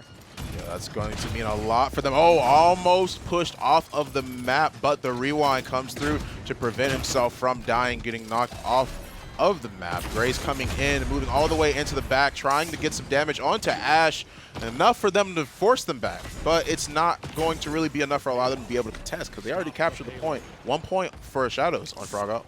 Yeah, I kind of overshadowed the Atlas. I didn't really mention it at the start, but the ability to just lay down that Temporal Divide, have nobody be able to get through, have no damage be able to get through, that does put Bagel in kind of a weird position because if you're in a sniper duel and their sniper is just invincible, I mean, there's no ifs, ands, or buts about it. When the shield is up, that Knessa is invincible to Bagel. Right. Unless Bagel is on their side of the map, in which case there's some wacky stuff happening, and I don't know if that's going to be happening this game. Exactly. Strix all the way in the back, trying to find a few shots. Doesn't find any, or at least trying to really get himself into position so he can try and stop the push that's happening right now. The snipe comes out low Barrick. And Tay is the next one to go down, really. Barrick has to back off. Barrick actually didn't end up going down, but Tay gets picked off, really. He was looking really low. Had to really stop the aggression they were putting forward. Grace, and then you see them hiding behind these walls.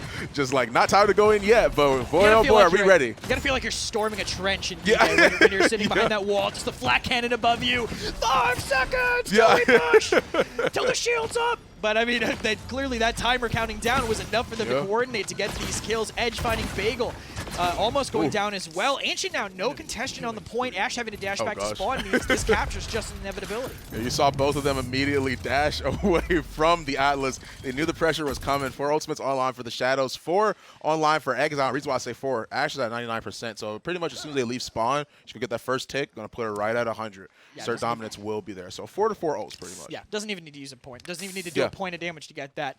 And that initiation is going to be important for Exile because with that Temporal Divide in the way, I mentioned this already, but they're going to have to take their side of the map, or maybe either that or focus down the Atlas. And I mean, Atlas basically has 2 health bars. He's like a final boss, so you want to be taking it to their side of the map to deny the pressure from Edge while that temporal divide is up protecting him. Yeah, I mean, that's going to mean a lot for them coming into this next match, because you did bring up a good point. Like, the divider is so strong because it's not like a normal shield. It doesn't have a health pool. It just blocks. Yeah. It just blocks damage. 5 seconds of pure safety. Right, exactly. So there's nothing they can do to get past that unless they push you past it. And yeah, and it also covers the entire map, which is why it's been used here so long. He actually missed the setback onto the Ashe. That could have been great if it hit, but now Longshot's going to put on a lot of pressure in this window. Exile coming in. Don't know who it connects on. He does catch Longshot with it, which is going to negate the value of the end of this assert dominance, but no one's there to clean up on him. He's just going to walk right out. Grace ends up going down, which is the next person that goes down is Teamfight, really. Tay follows suit right after that. Edgem does make a kill onto Longshot, but I am just, oh gosh, through time and space, but good snipe on Bagel. Good job from him, just being in a good spot, right place at the right time to just know where he was, and T-Mac follows through with the through time and space. Oh, Bagel, all you had to do is scope, man. Roost is broken, but it doesn't matter. Ice Storm onto the back, almost pushed away with very little HP.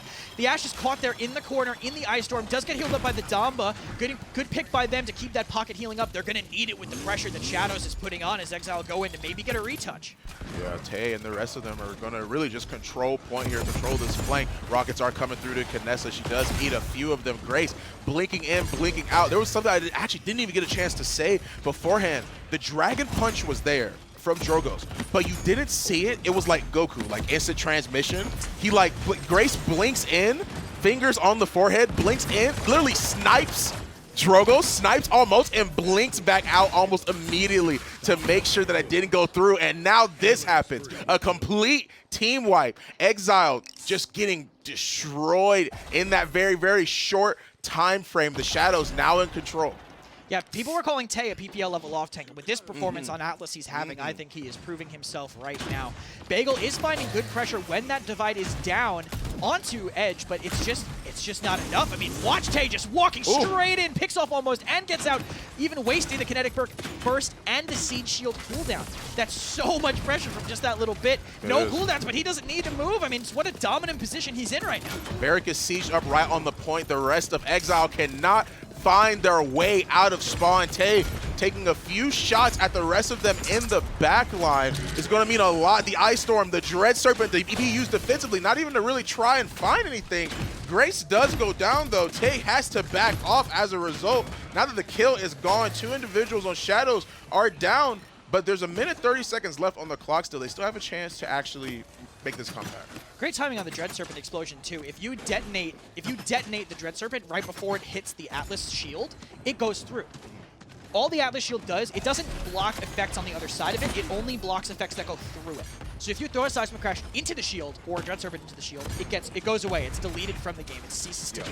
Right in front of it though, is able to get the fear, and that perfect timing by Aspect is what led to that. Shield into Exile, great combo to get the speed boost to move in.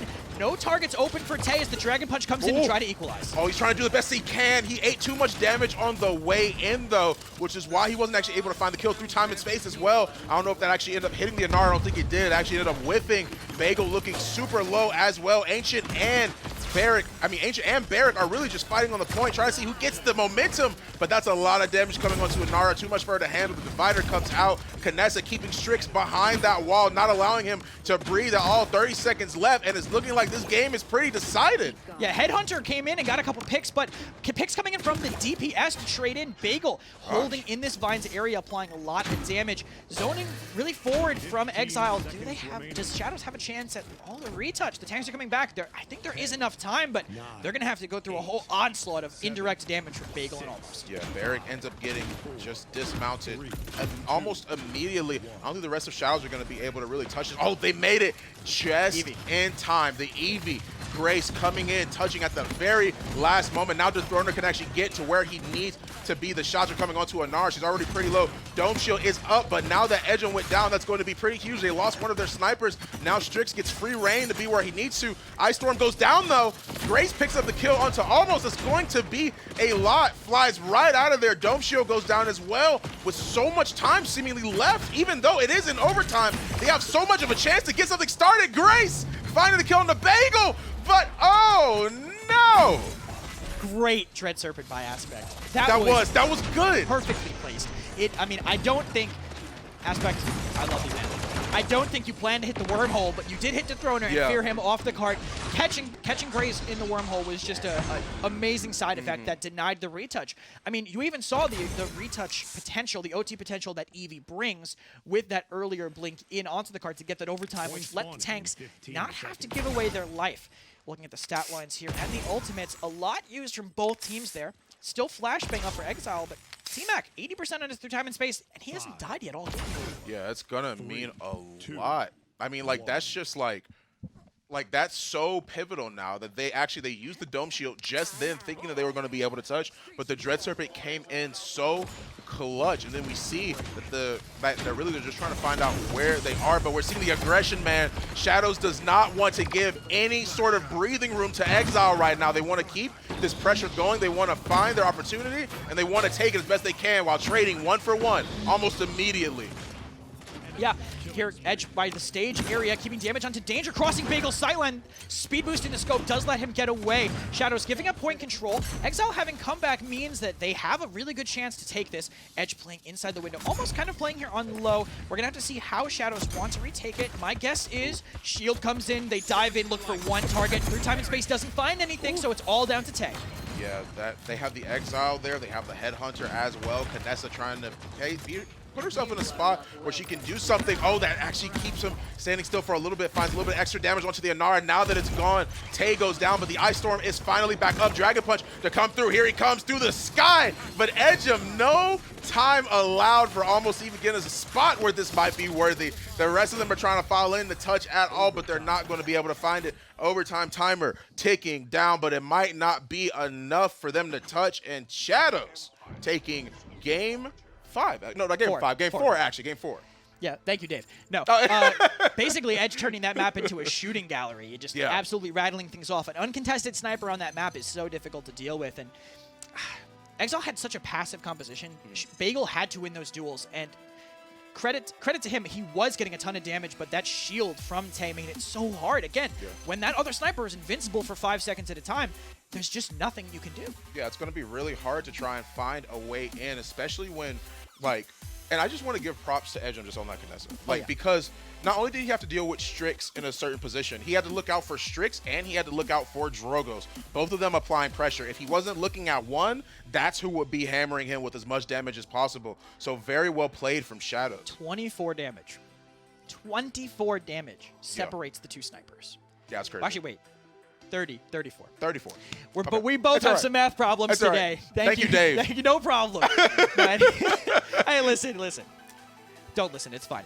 Either way, Exile, they just got pressured a little bit too much, I think, by Tay. Tay did go 3 and 6, but the shield, you can't quantify how much that was doing for them. That Beyond the Veil 5, letting them dive really deep into the back line. Edge finding the kills in the minor situations he was being given. Yes, Exile was hiding and playing off of that indirect damage, but if you connect the shots when they matter, that's all you need to do. And mattered, it did. It really came in clutch. Doesn't matter how small or how big the damage difference is, you really just see how these shots, and this right here, her standing still for even just a little bit, him being able to get at least one fully charged shot onto the Inara was so big, and then that taking apart almost and finishing off Bagel, that's going to mean so much, and it meant a lot actually to the Kanessa in this. That's allowed them to net this win. Yeah, I mean, that last second, he got a little unofficial triple, picking one, then getting the other two, game ending there. And the end of that, as we know, Edge was able to clutch that out. Great comeback from the Shadows. I mean, they're good at being in the down position, right? 100%. I mean, first, week 1, they were down 2-0 and then came back 3, so they know how to handle it. Exile, they started up in their first match and came down. Going on, I'm going to have to give the edge to the Shadows. Exile's really going to have to pull it together if they want to take this one. Yeah, they really have to find some sort of way to make sure that they can at least not tie this one up, but finish off the game. We'll find out if they can actually do that right after this break. SteelSeries, the official peripheral provider of the Paladins Premier League.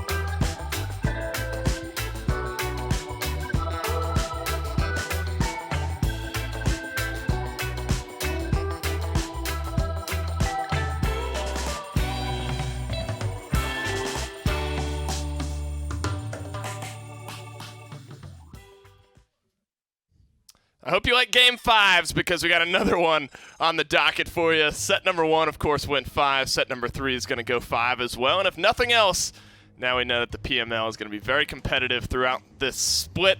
Fun game there on Frog Isle, Nick. We knew that Edgem was going to be a force to be reckoned with on that Kinessa. Grace, of course, adding a little bit of extra damage on the EV, and that's just a very convincing win overall for the Shadows. That was an awesome clip to round things out and that 3-1 point fight. Kind of awkward that they didn't put it away in the 4. Yeah. I just don't know how they did it. I'm just like, there was so many people around the objective, around the payload. I'm just like, was more surprised than anything that it didn't go through. A verbal, yeah, no. it's like a confused, oh no. I'm like, what? I don't know. It was weird. At any rate, they do end up getting the win, luckily, because that's one you might be kicking yourself over. But I mean, now you look at where the momentum stands. I mean, it's been back and forth up to this point, but a convincing win for the Shadows maybe puts them in the driver's seat as we head into map 5. What's it going to be? We're going to have to find out on the map screen. It's going to be Split Stone Quarry. We've gone back and forth. If you're looking for symmetry on the map screen here, then Exile wins it. It's like Lakers or LSU. Well, a strong combination. My favorite 2 colors. Fun fact. Purple and yellow, baby. No kidding. Well, at any rate, you might get a little extra yellow at the bottom there for you. But Split Stone Quarry. As long as they don't pick Torvald. There we go. They banned out. This is not a Nick-tistic. This is a stud-tistic. All right. The actual ones. Every time they've picked Torvald, they've lost this set. I think that's just a fact. That's not even a statistic. That's what I'm saying. That is an undeniable. Unless you say 100% of the time they pick Torvald, they've lost, in which case you're very correct. Stop me when I'm wrong. And that's why you're still talking, because you are not wrong up as of yet. Atlas, Torvald off the board. Cassie is gone as well. Grace has had some great games on the EV. Yeah. Frog Isle is the latest of those games. Maybe some more of the same. Edgem, very good on Leon. You saw him on Cassie last game.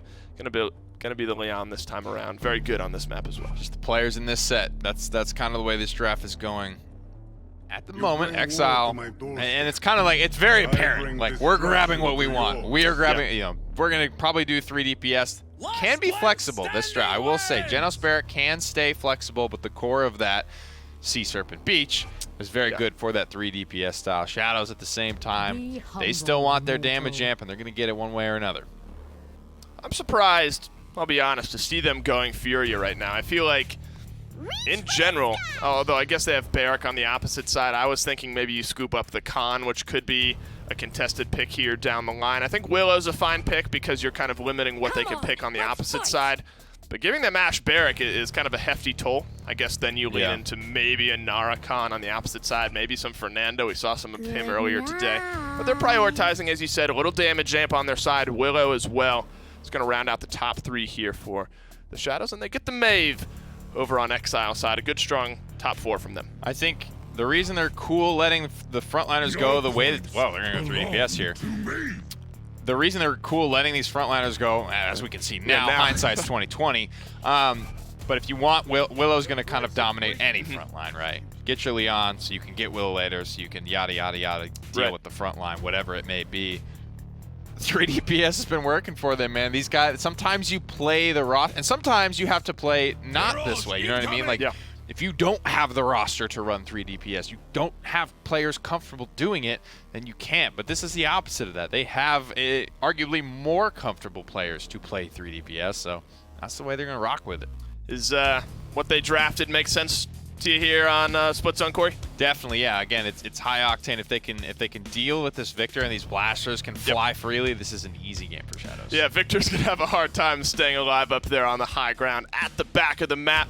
Shadows, Exile, both tied up here, 2-2. One final map to end it all.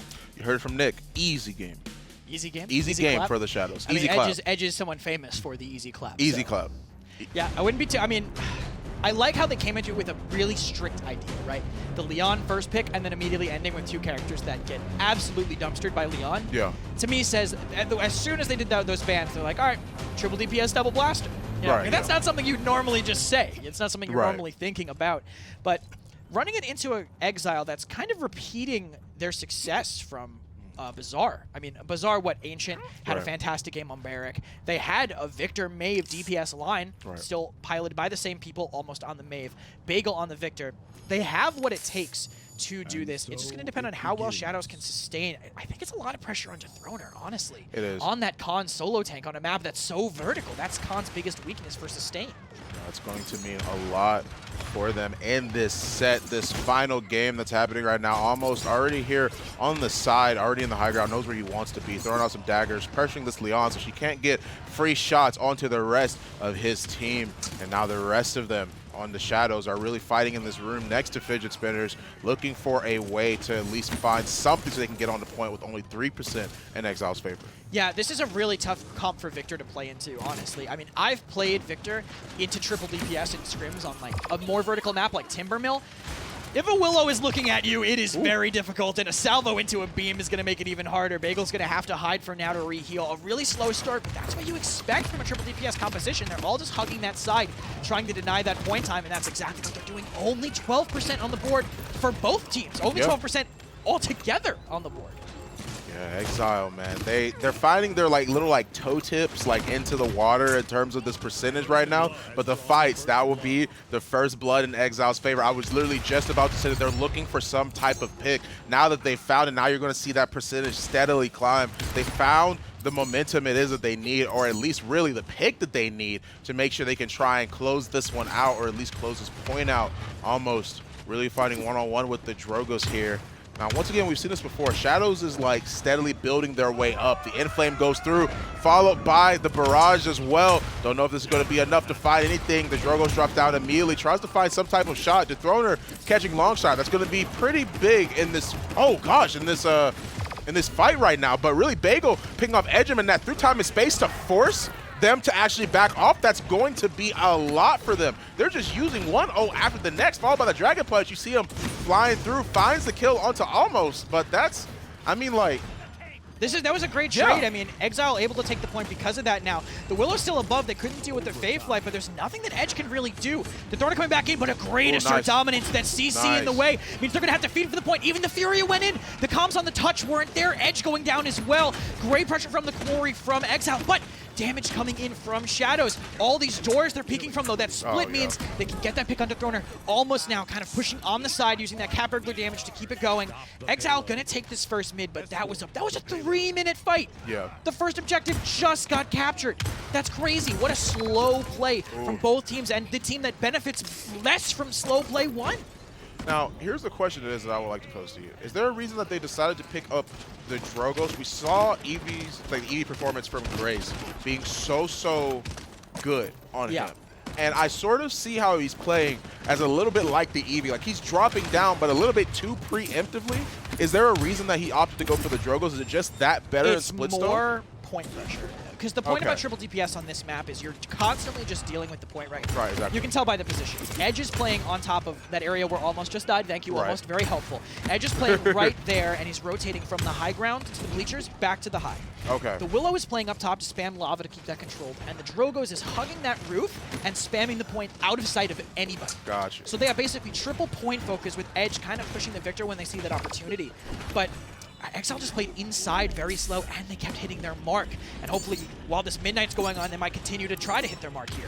Yeah, the Midnight goes through just for them to at least find some type of opening or really create some space for them. So that way Shadows has to respect their current positioning. Grace fighting one-on-one with this Maeve right now. The daggers are too strong. He does find the pick. The beam comes through, doesn't get the stun onto Almost to at least try and stall this aggression that they're trying to start right now. The Fae Flight goes off to try and start something, anything, so Shadows can try and find a way to defend. The Inflame is up, so is the alignment. Dragon Punch and Overpower are steadily building. Ancient hitting a tinkering shot from across the map to kill Tay. That's a great start. That's even better with Grace going down to Bagel's pressure. Long shot very forward here on the right. They're going to pick off Dethroner. That's not a Solar Blessing. That is not going to help you, only hurt the enemy. No amount of hurt's going to stop that Cap from going Exile's way. Yeah, however, I do think the fact they do have the 4 ultimates that are currently online, the Overpower, the Enlightenment, Dragon Punch, Inflame, all of that being a thing. I actually didn't even notice that. It was an Overpower, yeah. That was actually really good. I actually didn't even notice that. I didn't notice that he had actually overpowered the Ashe immediately and pushed him right into where Fidget Spinners were. That was very well played. That's Longshot's only death. Oh, wow, Look yeah, at the stat line here. I mean, 5-0 for Bagel, 1-0 for Aspect, 2-0 for Ancient. They're playing so well around this triple DPS, and Shadows are going to have to change up something. I'm thinking they have to do something about Bagel. I mean, look at this damage chart. Look at that stat line, those KDA slash lines. They're going to have to pressure him a little bit more, but, I mean, look at the comp they ended up with. It's basically all on Edge to deal with him, or they're going to have to hope that Bagel's missing shots on the Fae Flying Willow. Well, Kresnik, let's see if they heard you. I see Khan going all the way to Throner, opting not to go immediately for the point, but really just trying to find some type of opening to see if he can get things started. Battle Shout to make himself immune as well. Bagel just in such a good spot. Been sitting comfortably for this past round, actually. It's really hard for them to pressure him at all. Like I said, look at how the comp's playing. That's one way to equalize it with that overpower. Great through time and space. Barely misses. Khan actually, I think he did get hit, but follow-up means that it trades. Bagel's a huge part of their damage, though. Him being gone is really big. Fantastic assert dominance. Auto-canceled by the high ground, meaning he comes right back down. Inflame just to get away. Can he find this kill on Tay? He might chase for it, but he's going to go away instead because of the oncoming Dragon Punch. Dragon Punch comes through shoulder bash to try and get himself out of that situation, but it's not going to be enough. The Inflame came through at just the right time. That was so smart. I'm going to give Exile credit for that because they heard the overpower go off on Khan, and they immediately went, okay, well, they're distracted. They're going to try and kill this Victor. We need to go to the back to try and stop, like, both Edgem and the Furia. Like, both the Leon and Furia. You have to make sure we stop them for that. Oh, great touch by Longshot. Actually, Longshot got stopped by the BM mid-dash, and that's what let him land on the point. Dome Shield peeling for the other tank. Ancient getting a pick onto Edge. Advantage still in Shadow's favor. What a great salvo spit combo. Grace finds two immediately on the point. Both tanks down with the double comeback. Shadows managed to find it on Grace's now very heavy shoulders after a carry like that.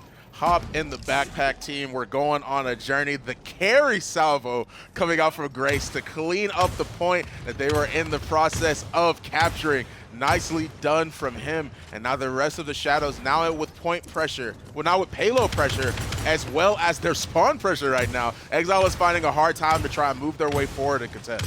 Yeah, I mean, Grace has a great angle here, getting a lot of damage onto Longshot. He's going to have to back up, and the dash means he's really far out, so Mine's kind of given up for them. Pressure onto Bagel as well. I need to stop saying pressure. Yeah. I've said it like 8 times. I feel like David Bowie and Queen are having a duet right now, and I'm part of it, but Grace holding up, putting a lot of damage down here. They're holding Mines, actually. I'm not sure if they're going to be able to keep that locked down. Now it looks like the Ashe has been able to force them out. I'm expecting engagement from Shadows pretty soon. Go to Throner. He is fighting for Mines right now. Longshot made it all the way back, eating a lot of damage. The beam comes through to try and stun anybody to try and make the Throner's job easier at trying to control the Mines right here. Bagel is in a good spot as well. They are sort of grouped up, though. That means that a lot of these shots are going to hit pretty hard. Fly, Inflame went off as well. Dragon Punch and Overpower are there. The question is, do they risk everything just to make sure that they can get this point in at any angle? Do they try and use their ultimates to try and make sure they can I think there's enough time for them to try to go for it, but I mean, Exile's too far back, and they got a lot of pressure onto the Fae Flight, so wasn't able to do as much. They had a combo, and it got one pick. I mean, Tay had a fantastic shot onto Almost to keep that going, but Bagel just applied too much damage. He couldn't stay up in the air. It just forced down. Edge now here trying to control this high. Gonna trade into Bagel. Edge has the advantage in these long-range engagements if he can find all the canceling, but not able to. Unfortunate no damage buff means that he's not going to be able to find anything else. Bagel has to run. Man. Great splash from 2 different angles forces Bagel back, but I think slowing down again. Shadow's going to have to find an opening. Yeah, if there was an ultimate I feel like they would use, I feel like it would either be Overpower. I was about to say Dragon Punch comes through, gets Almost though, but I don't know if that's a good thing. I think he may have tried to go for the Ashe there to try and shut down the assert dominance that she has access to at this point. Barrage comes through, Battle Shout to make himself immune as well, has to shoulder bash to get her way out of there. But now we're still in the same spot with no headway being made for Shadows, and that's going to mean a lot. I don't know if that was a body block intentionally from Almost. I'm going to say no. Yeah. I'm not sure. I mean, he did have like 200 HP, right, so yeah, exactly. It did make the Dragon Punch a lot less effective. Bagel finding a little trade and taunt onto Edge. I don't think there's too much bad blood here, but I mean, Edge is a controversial player, to say the least, from player v player. Great plays by him. Oh, what a fantastic tracking there on the presence. That doesn't go off immediately, so great reactions on all of his abilities there. Getting that quick kill into Victor, dodging the barrage, connecting with Almost. Really solid play from him. He always comes out with very consistent play. Yeah, but still, Bagel sitting just at the top, the king of the damage dealt charts, still uncontested. the Eevee, not that Eevee, sorry, the Willow and the Leon are both trying to slowly build their way back up to see if they can do anything. Not only knock him off of those charts, but if that ends up being the case, that means that Shadows has shifted it to their favor. Yeah, if they can keep up this damage going. I think great by Exile to have that General so early in the draft, keeping it away from them. Through time and space does not connect. One of those little cheeky, spunky angles trying to come in, but does not find what they want. Overpower does miss, and that's a huge amount down for the Shadows. I mean, that's their equalizer against the Victor. But Ancient taking so much damage is crazy. The shoulder bash, along with the assert dominance, has to come through to make sure Dethroner does not get on top of Ancient, eating a little bit too much damage. Grace and Dethroner find themselves dead, while Edgem finds a kill on the Aspect. That's gonna mean a lot. Their healer is down, while their healer on Exile side is down, while Shadow's healer is still up. That's going to mean a lot. Inflame is there along with Enlightenment. The Fate Flight went through. Doesn't really find any kills, but now that Ancient's gone, that might be some good news for Dethroner coming back to point. Yeah, lots of CC being traded onto Dethroner there. I mean, he got assert dominance, and then he got gripped, and then he grabbed to save Ashe, and it ended up killing him in the last second. Midnight coming in for Exile to find an opening here. Looks like not too much. Shadows are too far back. They're playing their composition too well. Longshot trying to find space on the side, but this Drogo spam is just relentless. Yeah. Almost has to find an opening and fast. Daggers coming through to try and find some damage on Dethroner, force him off of the point, so not only can they get the kill, but try and open up something for the rest of Exile. Rockets coming through. The fight is so close together. The beams coming through as well to try and get a stun on anything. Salvo Rockets onto Ancient to force him off of the point. He's looking so low. No kill, though. Ashe is on the flank. They know that. Barrage coming through as well to see if they can find anything, but all of them are hiding in the perfect spots to make sure they don't get hit by anything. Edgem goes down, though. That's going to be pretty huge for Exile, but Tay just evening it up by getting rid of Almost. Tay gets a trade. Ancient has the shield on the point. Looks like Tay going right in. Willow's ability to dive with the flutter now so strong. Can he find the kill? Ancient's re-peeking. You gotta hide, brother. 300 HP, barely alive. Fatefly coming in. He wants to chase this, but he's so low. Ashe has to find the kill, but perfect healing from the Fury. No cauterize. Blast Flower stack still there means he gets the kill onto Ancient. Bagel has to rotate out. Who goes for the touch? Man. It was long shot, but Payne says no. That was absolutely wild from Shadow's side. They did so well in the beginning with just getting some damage on the Ancient, forcing him off of the point, and you could tell Ancient really wanted to go back in. You said it perfectly. You got to stop peeking, brother. You got to find that cover. You can't keep trying to shoot or fight back in the scenario. You're too low. Give yourself a chance to regen. Do you think Dethroner's looking for Elder power right now? I don't know, maybe. I mean, he is. I mean, he is staring right. His cursor has not moved for a little bit. Point. He's just staring right there. I have a feeling that he might try. I mean, this is a good time to do it. 2 minutes on the clock means you have enough time to recharge if you there want to. it is. And he finds it onto Bagel. That's the one target he wants. Beam coming in from T-Mac to get a little bit more damage, but I don't know. Exile's going to have to back up. There's only so much Almost can do at long range, so things settling down. They're going to disengage a bit. Barrett rotating to the side so he's close enough to contest the point once Bagel's back up. Ooh, yeah, the stun comes through onto the Ashe. Longshot looking a little bit low, has to shoulder bash his way out of there, but no way to really get out and back to his spawn now that he's already jumped down. Man, oh man, he actually makes it out, but with very, very little health. They trade that kill, though, for Dethroner. The Ashe not going down. They have all their frontliners still up. The triple DPS is showing its true colors. The aggression is really, really coming through right now. Bagel in a very good spot, the same spot that we saw him in last round as well. Shadows was pushing it in. They're trying to find a way in to get something started right now, but no fight yet. Such a strong angle for Bagel to play too, because he can see like the one choke point the DPSs are going to all be playing in, and there's no way any of them, unless he walks into Willow Rocket. Oh, nice. Rocket, he's going to die there. Great Commander's grab onto Longshot to deny the 90% damage reduction, keeping him in the grave. Dethroner, the only tank means he has to touch point. It looks like they might actually... Is that their Willow? No, sorry, their Leon is actually the one pushing point. Looks like not enough damage focused on him to stop it. Aspect going down, not too bad at the start, but once those marks run out, it's going to start looking a lot worse. Aspect goes down. Ancient is the next one to fall. That's going to mean a lot for this upcoming fight. Now that they are gone, that means that it is now 3-3. We are on last match point, round point, game point, everything right now. Hey, Shadows. Why you gotta keep doing this to me? Yeah, right? Come on, last week. Come on, man. 2-2. If anything, this is just making me more excited for the season to come. Exactly, yeah, this is Exile at full strength with their player. Like they didn't have Almost last week, with Jostles and Aspect in instead. Full strength Exile doing this to Shadows, a team that just barely beat Sanguine last week, makes me really excited for how the rest of the season I think is going to pan out. Yeah, it's going to mean a lot regardless of who wins this game, this entire set right now. It's going to set up for the future that we're definitely going to see some good matches now that we see these teams, just all of them overall, just really are at full power, trying their best, trying their hardest. Shadows have to move in. 3 ultimates online for them. Meanwhile, all 5 are up for Exile, so I could imagine we're going to see a fight real soon. Yeah, I mean, Exile probably going to engage with the Midnight. They don't have too many counters to it. I mean, people have personal ways to save themselves, but those are uses of ultimate, so they're still going to feel good if they force that out. Almost going to have to hunt here on the right side. Maybe looking for the Drogos, because he's probably looking for him, but going to just try to find some late far-range confirmed daggers, getting T-Mac very low, but Ancient just as low in the front side, having to rotate off the point. The Throner got some cap time there, so for the first time, cap advantage is firmly in Shadow's favor, but that's going to change real quick. The Midnight has to go through, followed by the Inflame as well. They actually do manage to make sure that they bought the resilience, at least the Throner did, to make sure that he can actually see through the rest of the Midnight. The cooldown is reduced if he has that. Even on Midnight, Illuminate will not reduce that timer. So hard for Ancient to play around the corner. Like, these Blast Flower stacks are building up every time he hides. He has to dash away. Maybe he could have done that a little sooner, but he actually used his failsafe cooldown there because he got so low. So unfortunate.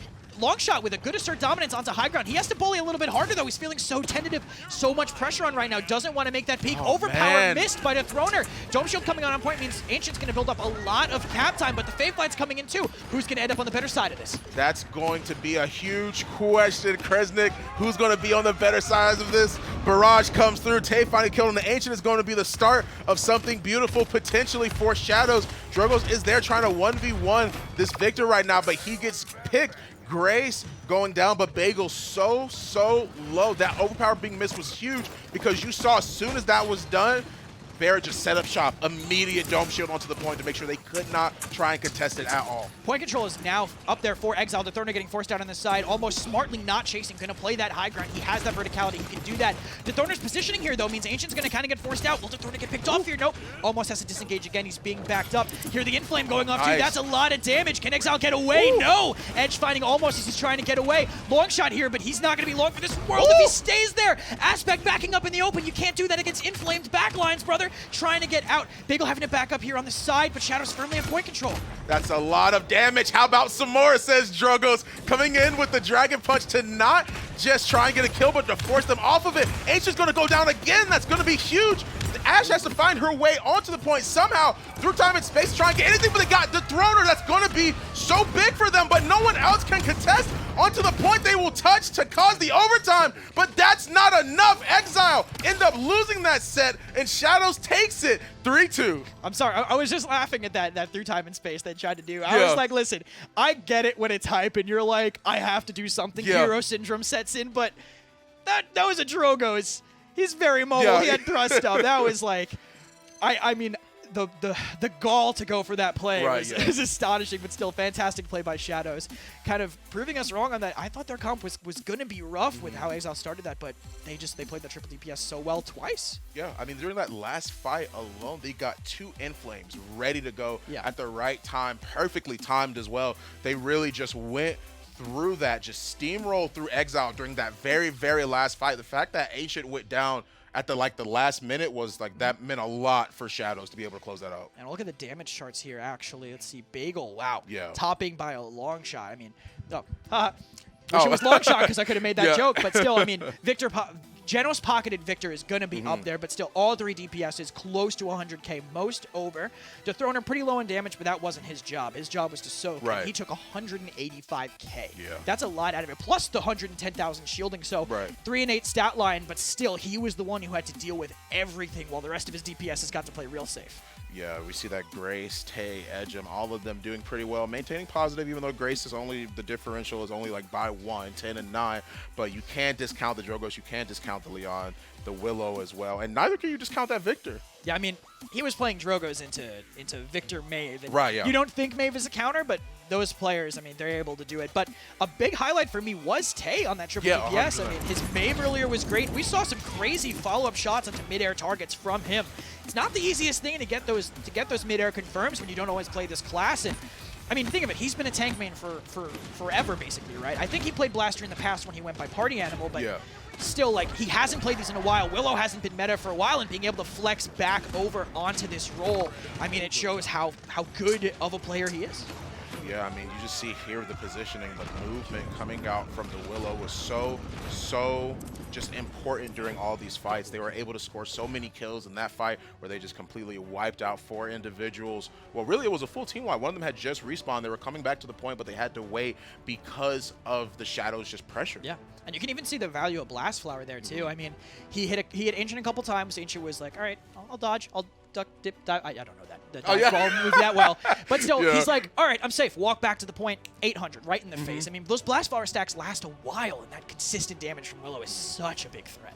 Yeah, I mean, like, having that Blast Flower, which just, it means so much when you have somebody like Barrick that's so used to just really just sitting on the point. Yeah. I'm going to be here, try and control this space, control the flanks with my turrets, and it's just going to open up itself, like, just really just opening up yourself to that situation is really, really hard to look at as Barrick. However, now that the Shadows have won their game, we're going to head off to the last match of the day. Stay tuned right after this break.